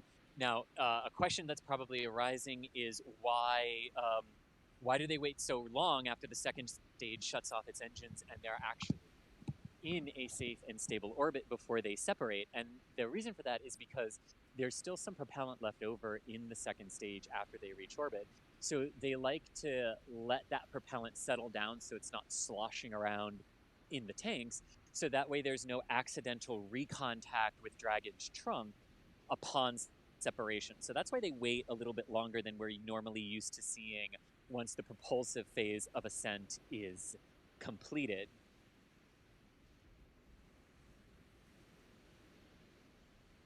And man, the visual here from the Kennedy Space Center is the ISS just gets smaller and smaller on the horizon. What an incredible coincidence for the ISS, for the launch to have gone right when it did, and the ISS to come over 9 minutes later. Incredible. Standing by now for Dragon separation. Truly been the most incredible launch I've ever seen. Just amazing. I mean, super quiet because I'm honestly I'm speechless. This entire thing has been gorgeous. It's been affirming to see chat donate so much. They are now in orbit around Earth, and as you can see on your screen, Dragon separation confirmed. so that is the Dragon trunk and Dragon, on behalf of the Falcon 9 team, we thank you. We gave you a great ride to orbit. Enjoy your time on orbit, and we look forward to you flying again with SpaceX. Wow, every aspect. And copy that, Garrus. We really appreciate everyone's help back in LCC. You know what? I did not expect Dragon spacecraft separation to get me. That was cool. Oh, Julia, that's fantastic. Julia's showing me one of the photos she got. Post it. Wonderful. Post it, Julia, she's post trying. Oh my gosh. 13 minutes after a successful liftoff of the first all-private astronaut mission in history, the first human orbital space launch from the U.S. that NASA was that not we involved in. are anticipating is the opening. Dragon SpaceX, nominal dehumidifier activation and service section Draco checkouts. We're going to open up that nose cone. They're going to open up the nose cone soon. Yep. But 13 and a half minutes after a successful liftoff here, just absolutely incredible. 4 regular people like us are in space. That's amazing. That's amazing. The youngest American in space. Now the youngest American to reach space. This second youngest person in history to reach orbit, as well. Incredible at 29. What an incredible accomplishment for her, and for all of them, no matter how old they are. What a dream come true for them. In this moment, and you can see that little 0G indicator floating around there in the cabin. It's going to be an incredible 3 days for them, and I can't wait to see what they have to say about the experience, and I can't wait to see what the scientific experiments that they conduct on orbit are able to show us. And with that successful Really launch, incredible. we are so close to 300,000 raised for St. Jude, which was the purpose of the Inspiration 4 mission. There's a lot to love about this flight. The mission, there's a lot of incredible historical things happening around it. But the main goal, the why, is to raise money for St. Jude's Children's Cancer Research Hospital. And almost 300,000 raised now, just during the live stream, across the different live streams. What's our number at now? Just in our stream, Jack? $81,726. $81,000 just from NASA Spaceflight viewers. You are all incredible. Incredible. And you are just as inspiring to me as that gorgeous, breathtaking rocket that we just saw go up. I can't say enough. Those who know me well know that I am very, very seldom rendered speechless. Words can truly not express how proud I am of our NASA spaceflight community. This was incredible. Thank you. I know I'm kind of new around here, but you guys have really built something, huh? Credit to our community. That's what I was talking about. I was talking about them, not you. Yeah. Oh yeah. But I mean, I'm echoing it's all the that, viewers. Seriously, credit to our community. I mean, on that one, you all are not just for this, but in every aspect of how we operate. You all are amazing. From all the conversations I see in our Discord every single day with everyone, to the questions you ask on streams, to the immense generosity today. We just love nerding out and showing this all to you, and I'm incredibly grateful that not only do you all continue to come back, but especially today. Just thank you. I'm babbling now because I don't know what to say. Thank you. I'm right there with you. I'm just gonna babble myself for a minute here. We're now at 82,000, which is insane. 83. I just refreshed it. $83,000 raised from us. We've broken through cumulatively 300,000, 302,000 now raised for St. Jude, and I'm just speechless. Thank you so much, everybody. You're all awesome. And I do just want to pass along Thomas Berghardt. Also, he's having some technical issues getting back into comms, but from him to his outright sincere thank you to everyone, too, today. Wanted to make sure you knew that.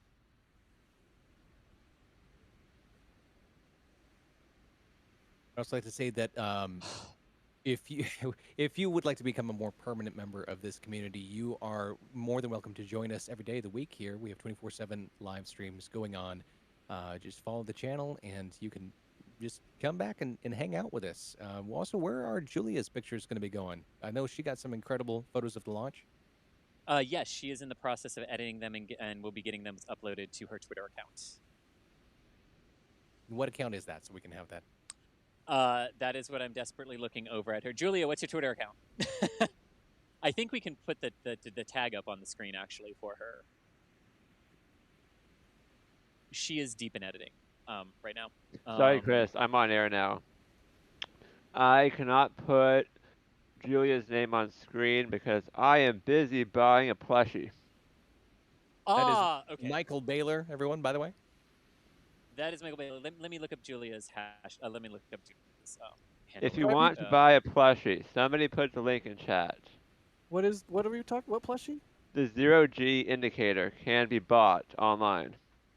Oh, Haley 0G indicator. Yes.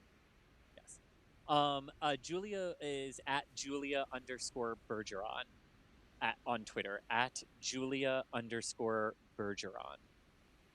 So that's where you're going to be able to see her. Yes, and at NASASpaceflight Actual will retweet her as well. Yes, of course. And Chris, where can people find you? I am at ChrisG_NSF on Twitter. Jack? I am the Jack Byer on Twitter, and I still can barely even talk. But I'm not going to be posting any cool photos. That's all going to be Steven and Julia, and I'm excited to see what they come up with. And Thomas is at TGMetsFan98. Mets as in the New York Mets.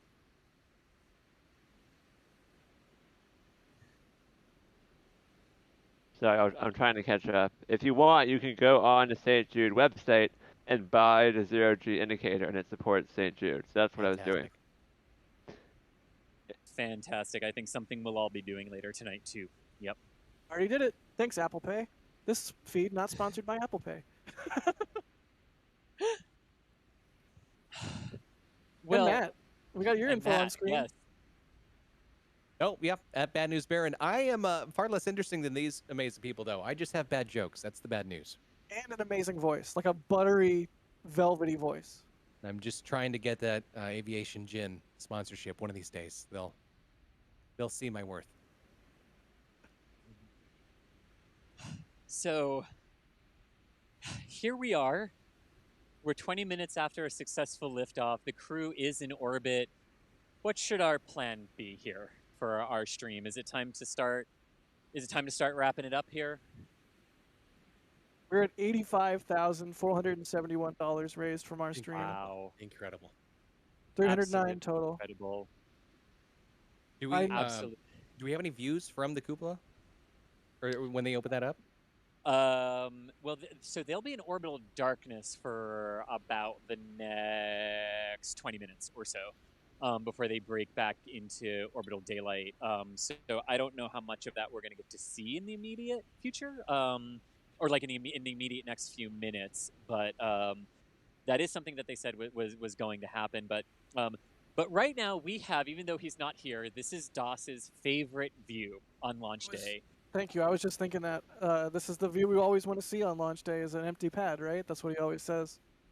Exactly. A nice empty pad and a vehicle in orbit is a good day at a space center. Yep. I guess we will go around. We can go around the horn and start wrapping up and everything for today. From my end, for all of you who joined us today, if you were here from the moment we went live just after 3:30, out through liftoff, whenever you joined us today, thank you so much. I really can't say anything more than through this incredible community at NASA Spaceflight today was able to raise over $85,000 for pediatric cancer research in St. Jude. That is absolutely incredible. And Just 86. We just hit 86. 86. I mean, absolute thank you to everyone who donated to this amazing cause today and will continue to do so. This is what this is what it's all about.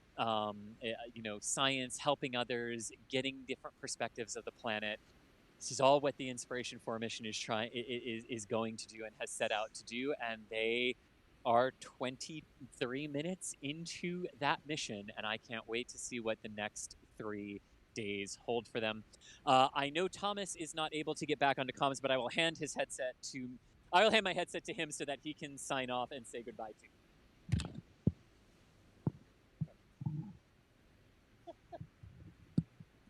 Hey guys, can you hear me now? Yes.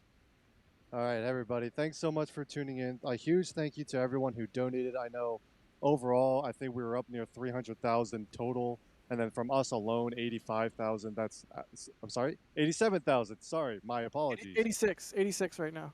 86. Thank you, Jack. Just a huge thank you to everyone who donated. Obviously, that's what this mission's all about. This mission had a very special message of we can continue to explore space while continuing to solve problems here on Earth. And I think we want to continue spreading that as best we can. And just thank you all for participating in that. A big thank you to the entire NASA Spaceflight team joining here, Chris Gebhardt, Julia Bergeron, Stephen Marr, and then back in the studio, Jack, Matt, and Michael. A huge thank you to the entire team that made our coverage possible. And just thank you everyone for tuning in and participating in this very special moment. I think it'll be the first of many. So yeah, thanks everyone for watching. Any closing thoughts for us as we end up the stream? Jack, your name's up. Oh, hey, it's me. I mean, first off, I'm speechless because even though I'm talking, the amount of money that you all have put together to help fight childhood cancer and help St. Jude, help families is astounding. If you had asked me before this stream how much we'd be able to raise, I would have never guessed anything close to $86,000. That's absolutely madness, and I want everybody to be happy about that. I'm of course extremely happy about that. In a lot of ways, this feels like a launch that's similarly historic to the first crewed launch. What was that, Demo 2? But in a lot of ways, this feels even better. This feels like an even better milestone. And Chris, I see you unmuting. I mean, feel free to chip in, but I just think this is a really great moment, and way to go everybody for making it about helping kids. And I'm sure a lot of us have experienced various illnesses in the family or situations that are similar, whether it was cancer or not. Growing up, my brother had Crohn's disease, and it had a profound effect on my family and on his life and on all of our lives. And to think of having an organization like St. Jude at that time, it would have been amazing. And I'm glad it exists, and I'm glad we've all been able to contribute so much. And in the course of having our normal nerdery and watching something in a crew fly into space, just way to go, everybody. Way to go. Thanks. And I know that Julie was having some mic problems earlier. I don't know if she's able to sign off. Well, let's see. Can you hear me now? Yes, I can. Hi. Why, hello. I'm along the same lines as Jack. I really don't have words. But I do have pictures, and I'll be sharing those pictures actually right now. This was an amazing experience to share with my NSF family, and all of you online. And thank you all so much for how much you have done tonight. I always knew we had a great community, and you guys really, really showed it tonight. So thank you. And I look forward to watching them come home too. And Michael has been our incredible operator today. Michael, thank you so very much. No problem. Glad to be here. And I think I told my bosses that my goal, well, we were discussing before the launch what our fundraising goal should be, and I recommended 5K. And I'm looking right now at 88K. So good job, everyone. And Das Valdez is out there somewhere in the field doing DOS things. I don't know if he's around or not, but as always, a thank you to him. I'm one of your other hosts. I'm Matt, and it has been one of the greatest pleasures of my tiny little broadcasting career so far to be a part of this and to be among such an incredible community. I'm deeply, deeply inspired to what you all have done today by what SpaceX has done, and this whole program as a whole. Space is kind of amazing.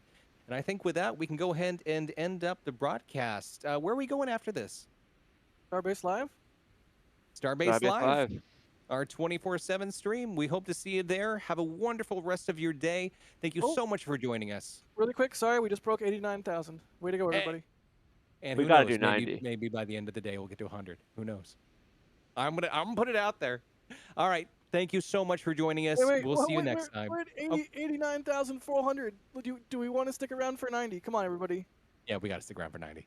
Come on. We got to. We're less than 500 away from 90. Let's just hit 90 and we'll call it a night. I don't want to be greedy here, but it just seems like we're so close. You're right. We're just going to sit here until you throw money at the screen. Just dead air. Nothing but dead air. Yep, just imagine it's a staring contest going on through voice. I suspect that's not the best motivator. $90,194. All right, I'll shut up now. Thank you so much. 90,000 raised out of a total of 340 raised. A significant chunk of today's cumulative total raised through you guys. Thank you so much. We will see you. It's insane. It's insane. I mean, you don't have to stop after the stream's over. You can always. We could just threaten them and say we're not going to get off the air until we get to 100,000, and that'll be the torture. I don't think we could hit 100,000. I honestly think that's kind of insane. I think 91 is kind of insane. I'm still speechless. We went from 89 to 90 in 91 in like a minute. So at that rate, 5 minutes. 91.5. Staring contest. All right. It's a game of chicken. I'll sit around. I think we gotta do 100K. Yeah, I think so too. When are we ever else going to get 100K? Like this is never gonna happen again. We gave you a decent sign off. We did the whole outro spiel. We said like and follow and subscribe and all those things. So at this point, our obligation as broadcasters to give you good quality content is done, and we're just gonna sit here and ask for money. That's what we're gonna do. For St. Jude, not for us. 92,000. 92,000. 8 more. 8 more, and you don't have to hear us for the rest of the night. I was gonna say we could answer questions. We could actually let's take questions from the chat. Let's take some silly questions. Let's see. At NASASpaceflight is what you need to put in chat in order to ask us a question. Just at NASASpaceflight, followed by your question, and that'll just highlight it for us. Yeah, and remember, none of this 93,000 now is going to us or YouTube. YouTube's not even taking their 20 or 30% or whatever it is cut. Nope. All of this is going to St. Jude, and we are now at 93,000. Come on, let's hit 100K. That is an all to the kids. Bonkers number. That is a bonkers number. Come on, let's do it, everybody. I have to tell you, after the last couple of years, I kind of wanted to leave this planet. Made me way more excited about space travel, and this has been very affirming to know that there's still some awesomeness down here on Earth to experience. Joel Abreu asks, how much were you expecting? I think Michael said before the stream he suggested 5K as our goal, and I probably would have guessed somewhere around there, between 5 and 10. I certainly wouldn't have guessed anything close to 94,000 now. 94,000. You guys are. Absurd. Yeah, in the best way, the best kind of absurd. The rate is what's absurd. 95. Okay. All right. Going too fast now. Just every time I refresh it, it's just another huge chunk. You guys are amazing. 96. It's like they have something to prove. It's like Oh my space nerds God. are the best nerds or something. Oh, I think they are. After this, I already thought they were, but I think now there's not really any doubt. We have a question Wow. here. Where can people watch the rest of the mission? I know that we're going to be doing probably periodic coverage over the next few days, but where's it going overall? SpaceX's SpaceX's YouTube channel. They will have the live coverage of the mission as it unfolds. So that's where you should go. And you should also come here periodically for more amazing talking about space fondue. Let's go 98. space nerds from Michelle Johnston, cheering you guys on. We have sum up today's launch in one word from Connor O'Kane. Wow. Wowie. The launch in one word. Opulent. I'm asking the launch in one word. I'm asking the team who's not on comms. Thomas says inspiring. 99,000. Just breathtaking. Are we really at 99? Are you kidding me? We're at 99K. Wow. 99,905. I'm gonna refresh it again. We're It's gonna almost be there. over. 99,970. 101,013 dollars. You guys are the best. God. 101,000. You guys are incredible. I can't. You all are incredible. I'm so proud of you all. $101,000 raised by the NASA spaceflight community out of a total of $366,000 for the entire campaign. I'd say you put a dent in it. Yeah, that's a dent. Yeah. That's some dent. Yeah, a fourth of basically the entire campaign today. Incredible. 102. All right, well, let's just do some more silly questions then. 103. Let's see. It's just gonna keep going. It is. It's just gonna keep. You guys are the best.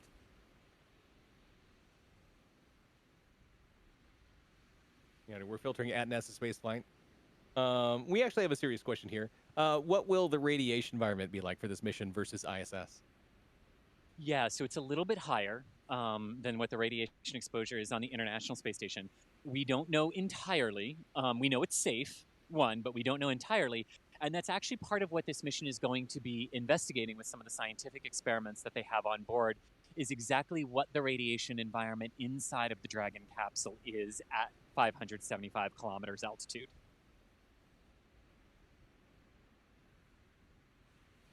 I'm having a lot of trouble concentrating on your answers with all the incredibleness happening. Yeah, I can't. I understand. Yeah. It's just like, wait, what happened? Wow. Let's see where we're at. I'm gonna hit refresh. 104,000. You guys are mad. You guys are insane. Way to go. I'm so proud and I'm so blown away. I never thought we would reach this kind of number. So much just keep the stream on overnight and let people donate. I mean, again, you don't have to, like, when we're done, you can go straight to St. Jude and donate. You can buy the zero gravity indicator, which the proceeds are go to St. Jude. All that. There's multiple ways. Once we're done here, you don't have to not donate. You totally can. If you're waiting on a paycheck, whatever you have. And if you are unable to contribute financially, I realize that not everybody can, and that is perfectly okay. Help spread the word. Share the link to the St. Jude website, just around. Share with your friends, colleagues, family what Inspiration 4 was all about, what it did today, and why. And that is more than doing your part. So there's all sorts of different ways to support. But I think everybody should feel incredible about what you've done today. As a community, you've been ridiculous. I can't in a agree silly way, to a point where you're becoming a parody for yourselves how generous you are. I could not possibly agree more.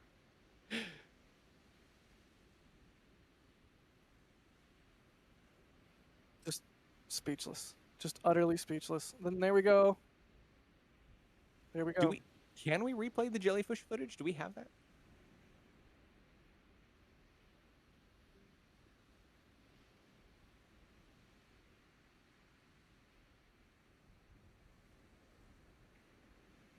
It just doesn't slow down. Right.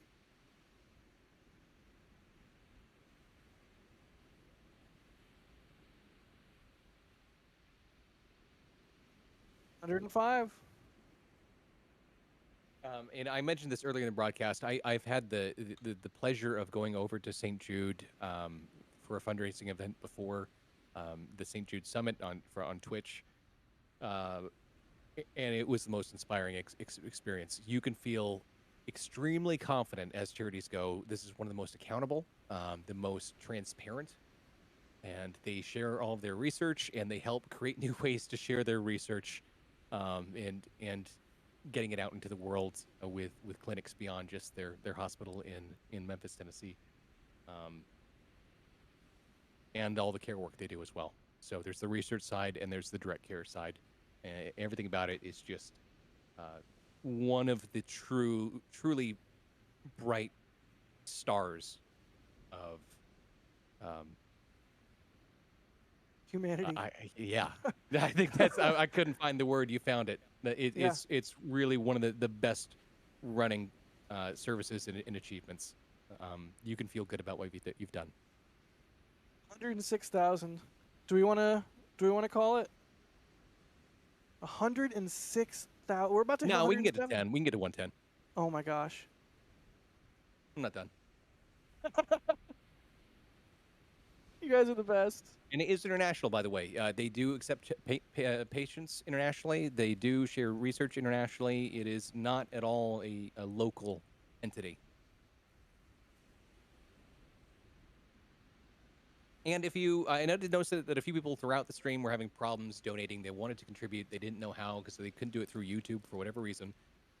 You can go directly to the website and contribute through there. It won't contribute to our total, but it will go to the people who need it. And that's the thing that matters more. Plushie is sold out. They are out of the... I'm so sad. I wanted one. I'm glad I got one when I did. Holy cow. It's messing with the chat panel. Oh, it looks like Steven just posted photos. What do we got? Oh, so we have an ask for everybody, if you could. We have at NASASpaceflight, a tweet that if you could please share it, retweet it. If you use Twitter, if you could just hit that retweet button, that would be really fantastic for us. That is from Michael Baylor, showing the amount that you all raised, showing a total, which is it's higher now, so this is already out of date, but 104,000. I don't know if we can get that link in chat for people to share. There we go. Now. Bring it out. I know chat's moving so fast it's hard to catch, but again, you just go to twitter.com/next, NEXT spaceflight, and the top link right there, take you where you need to go. We try not to ask too much, but we will ask that. We'll get cheeky about it. 107,000. Other than asking you to do 110,000, there's that. Absolutely amazing. We'll just go for a full third.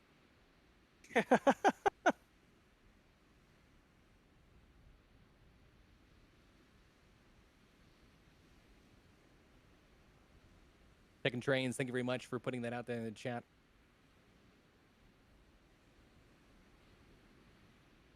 Coming up on 108.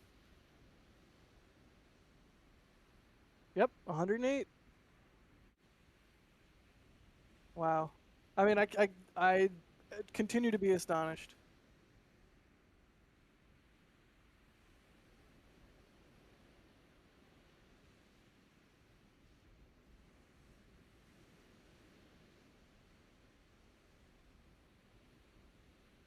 I heard Jack saying that if you do 115, he's going to wear a unicorn onesie onto the next NASA Spaceflight Live. You, how dare you? I heard him say it earlier. At least you didn't say I'd shave my beard. That's for a full third.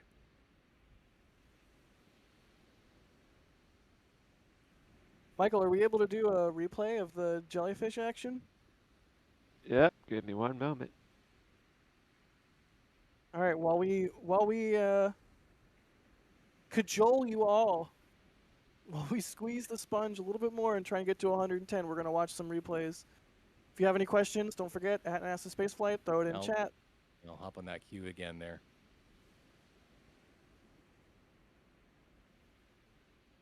David says, I'm sacrificing school breakfast to watch this. Addergalactic asks, will I ever go to space? Magic 8 Ball says it's a possibility. Let's see. Where is the booster currently? It's on the drone ship out in the Atlantic Ocean. Let's see. When is the next commercial space flight for a SpaceX? That is a good question. We no longer have Thomas or Chris G. I think it'd be the Axiom missions, if I'm not mistaken. Yeah, that was the little thing in parentheses here. Commercial human space flight, Axiom. I'm not exactly sure when that's going to be. Do we or SpaceX have a Reddit? I'm sure that SpaceX has a subreddit. I don't think that NASA Spaceflight does. I don't know. We should. Let's see. Looking for more questions here. 109. Man.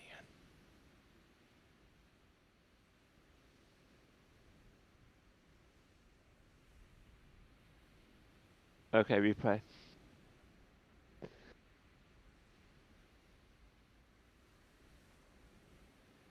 Look. You can see the sunlight hitting the plume. And then you can see the cold gas thrusters. And that's what's causing that pulsing effect, right? Is the thrusters? Exactly. It's like fireworks. It's just gorgeous. It's even cooler than fireworks. It's like, not to like one up the thing you said. It is. No, but I mean, it's like the coolest fireworks possible. It's space fireworks. I'm amazed that the thrusters make such a large visible effect. Right? Yeah, it's really quite pronounced. And then the effect of the thrusters interacting with the plume from the second stage as well is quite pronounced and not what I would have expected. The way that's lit up like a spotlight shining directly at it, it's really... It has its own uplighting. 110,000, you guys. 110,000. Oh my God. I want to scream. I'm going to mute myself and scream.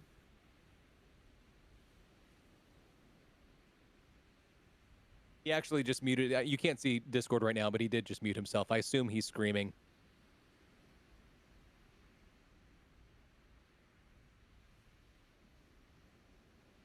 Oh yeah, big screams.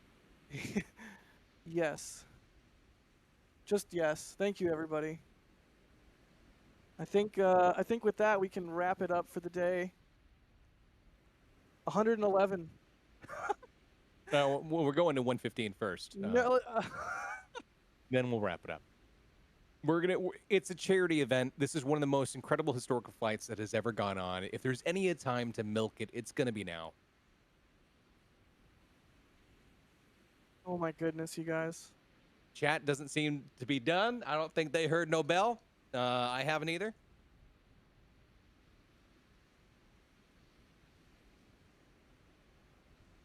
$111, 316.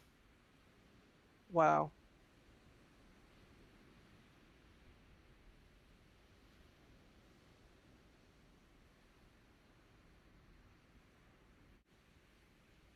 Get back to the questions here. Not a question, but Patrick says, "Can I just say this is an amazing feeling to be a small part of this, and how much money this amazing community in making this happen."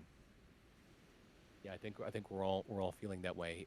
It's rare to feel a very strong communal bond, especially lately. It seems like there's a whole lot more bad thrown around than good. So this has been an incredible experience. It's something I really needed. Yeah, in a lot of ways, this was cathartic. This felt really good. I mean, we're doing real, actual good. Dave Wolf says, "Want to see Jack in the unicorn onesie?" And with that, Matt, I am mad at you. How dare you?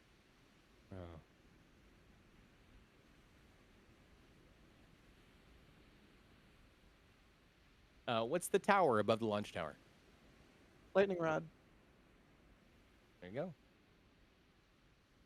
They're asking that because they can't ask what the 4 towers are. Because there aren't 4 towers. Here's one. Will the crew have a table to eat at? And if so, will it be called the orbital lunch table? That's pretty great. Instead of the launch table. That's pretty great.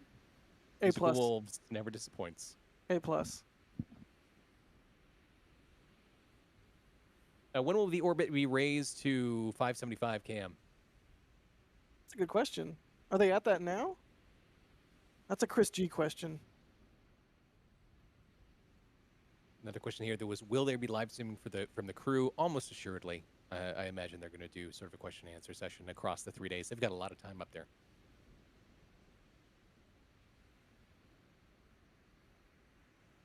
What do you think of Waz's new space junk company? I'm interested. I'd like to see what they end up doing and what that whole thing is. I hope it is an actual company and not just like a paper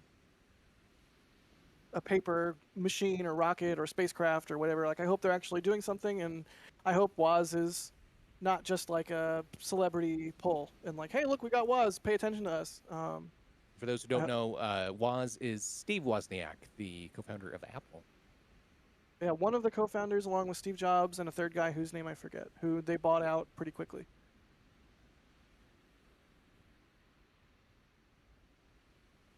Why aren't there 4 towers? Because they have the tall one on top of the fixed service structure there. At Slick 40, there's 4 towers because they don't have a giant fixed service structure.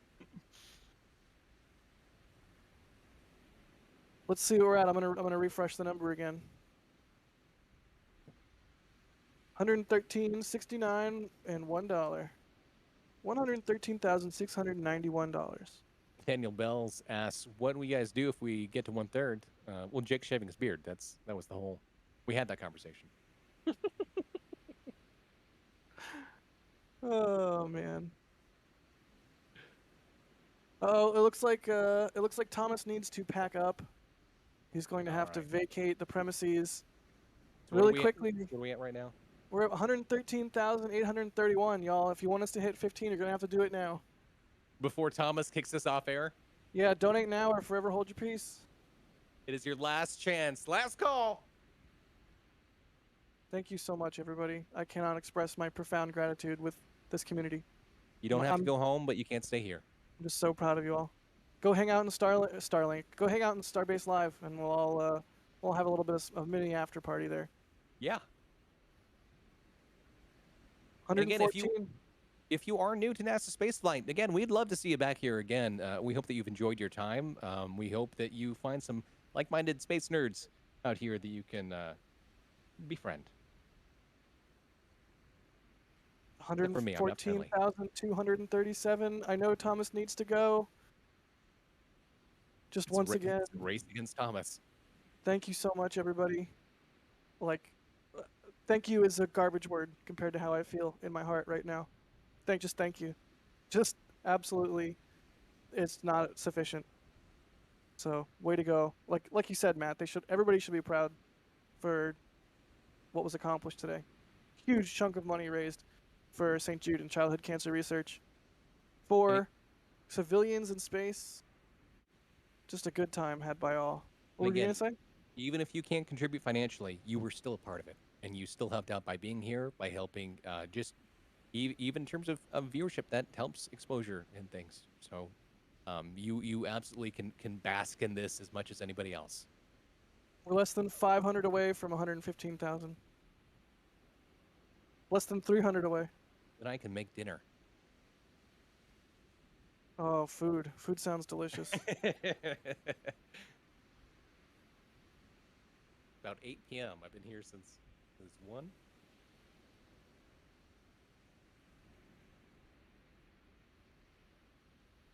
Thank you so much, everybody. Thank you to Chris G, who was out in the field. Thank you to Thomas, who was out there. Julia, Steven, the 4 NASA spaceflight team members who are out in the field today. I think that does it, Matt. $114,951. That doesn't do it yet. I think next time I hit refresh here, it should have updated. Nope, hasn't updated yet. Thomas really needs to go. Oh man. I think so. 115,000. There you go. Hey, there we go. Thank you so much, everybody. I feel like I need a cowbell or something. Like I need a noisemaker of some kind. Gotta have the cowbell. Thank you guys so very much for everything you've done today. We've been singing your praises for the last, this entire stream, really. So I think we've already gone through the sign-offs and everything. Jack and I'm Matt have been hanging around here with you in this last little bit. We're blown away, and we're gonna Thomas has to go now, so we need to go too. I hope to see you back sometime.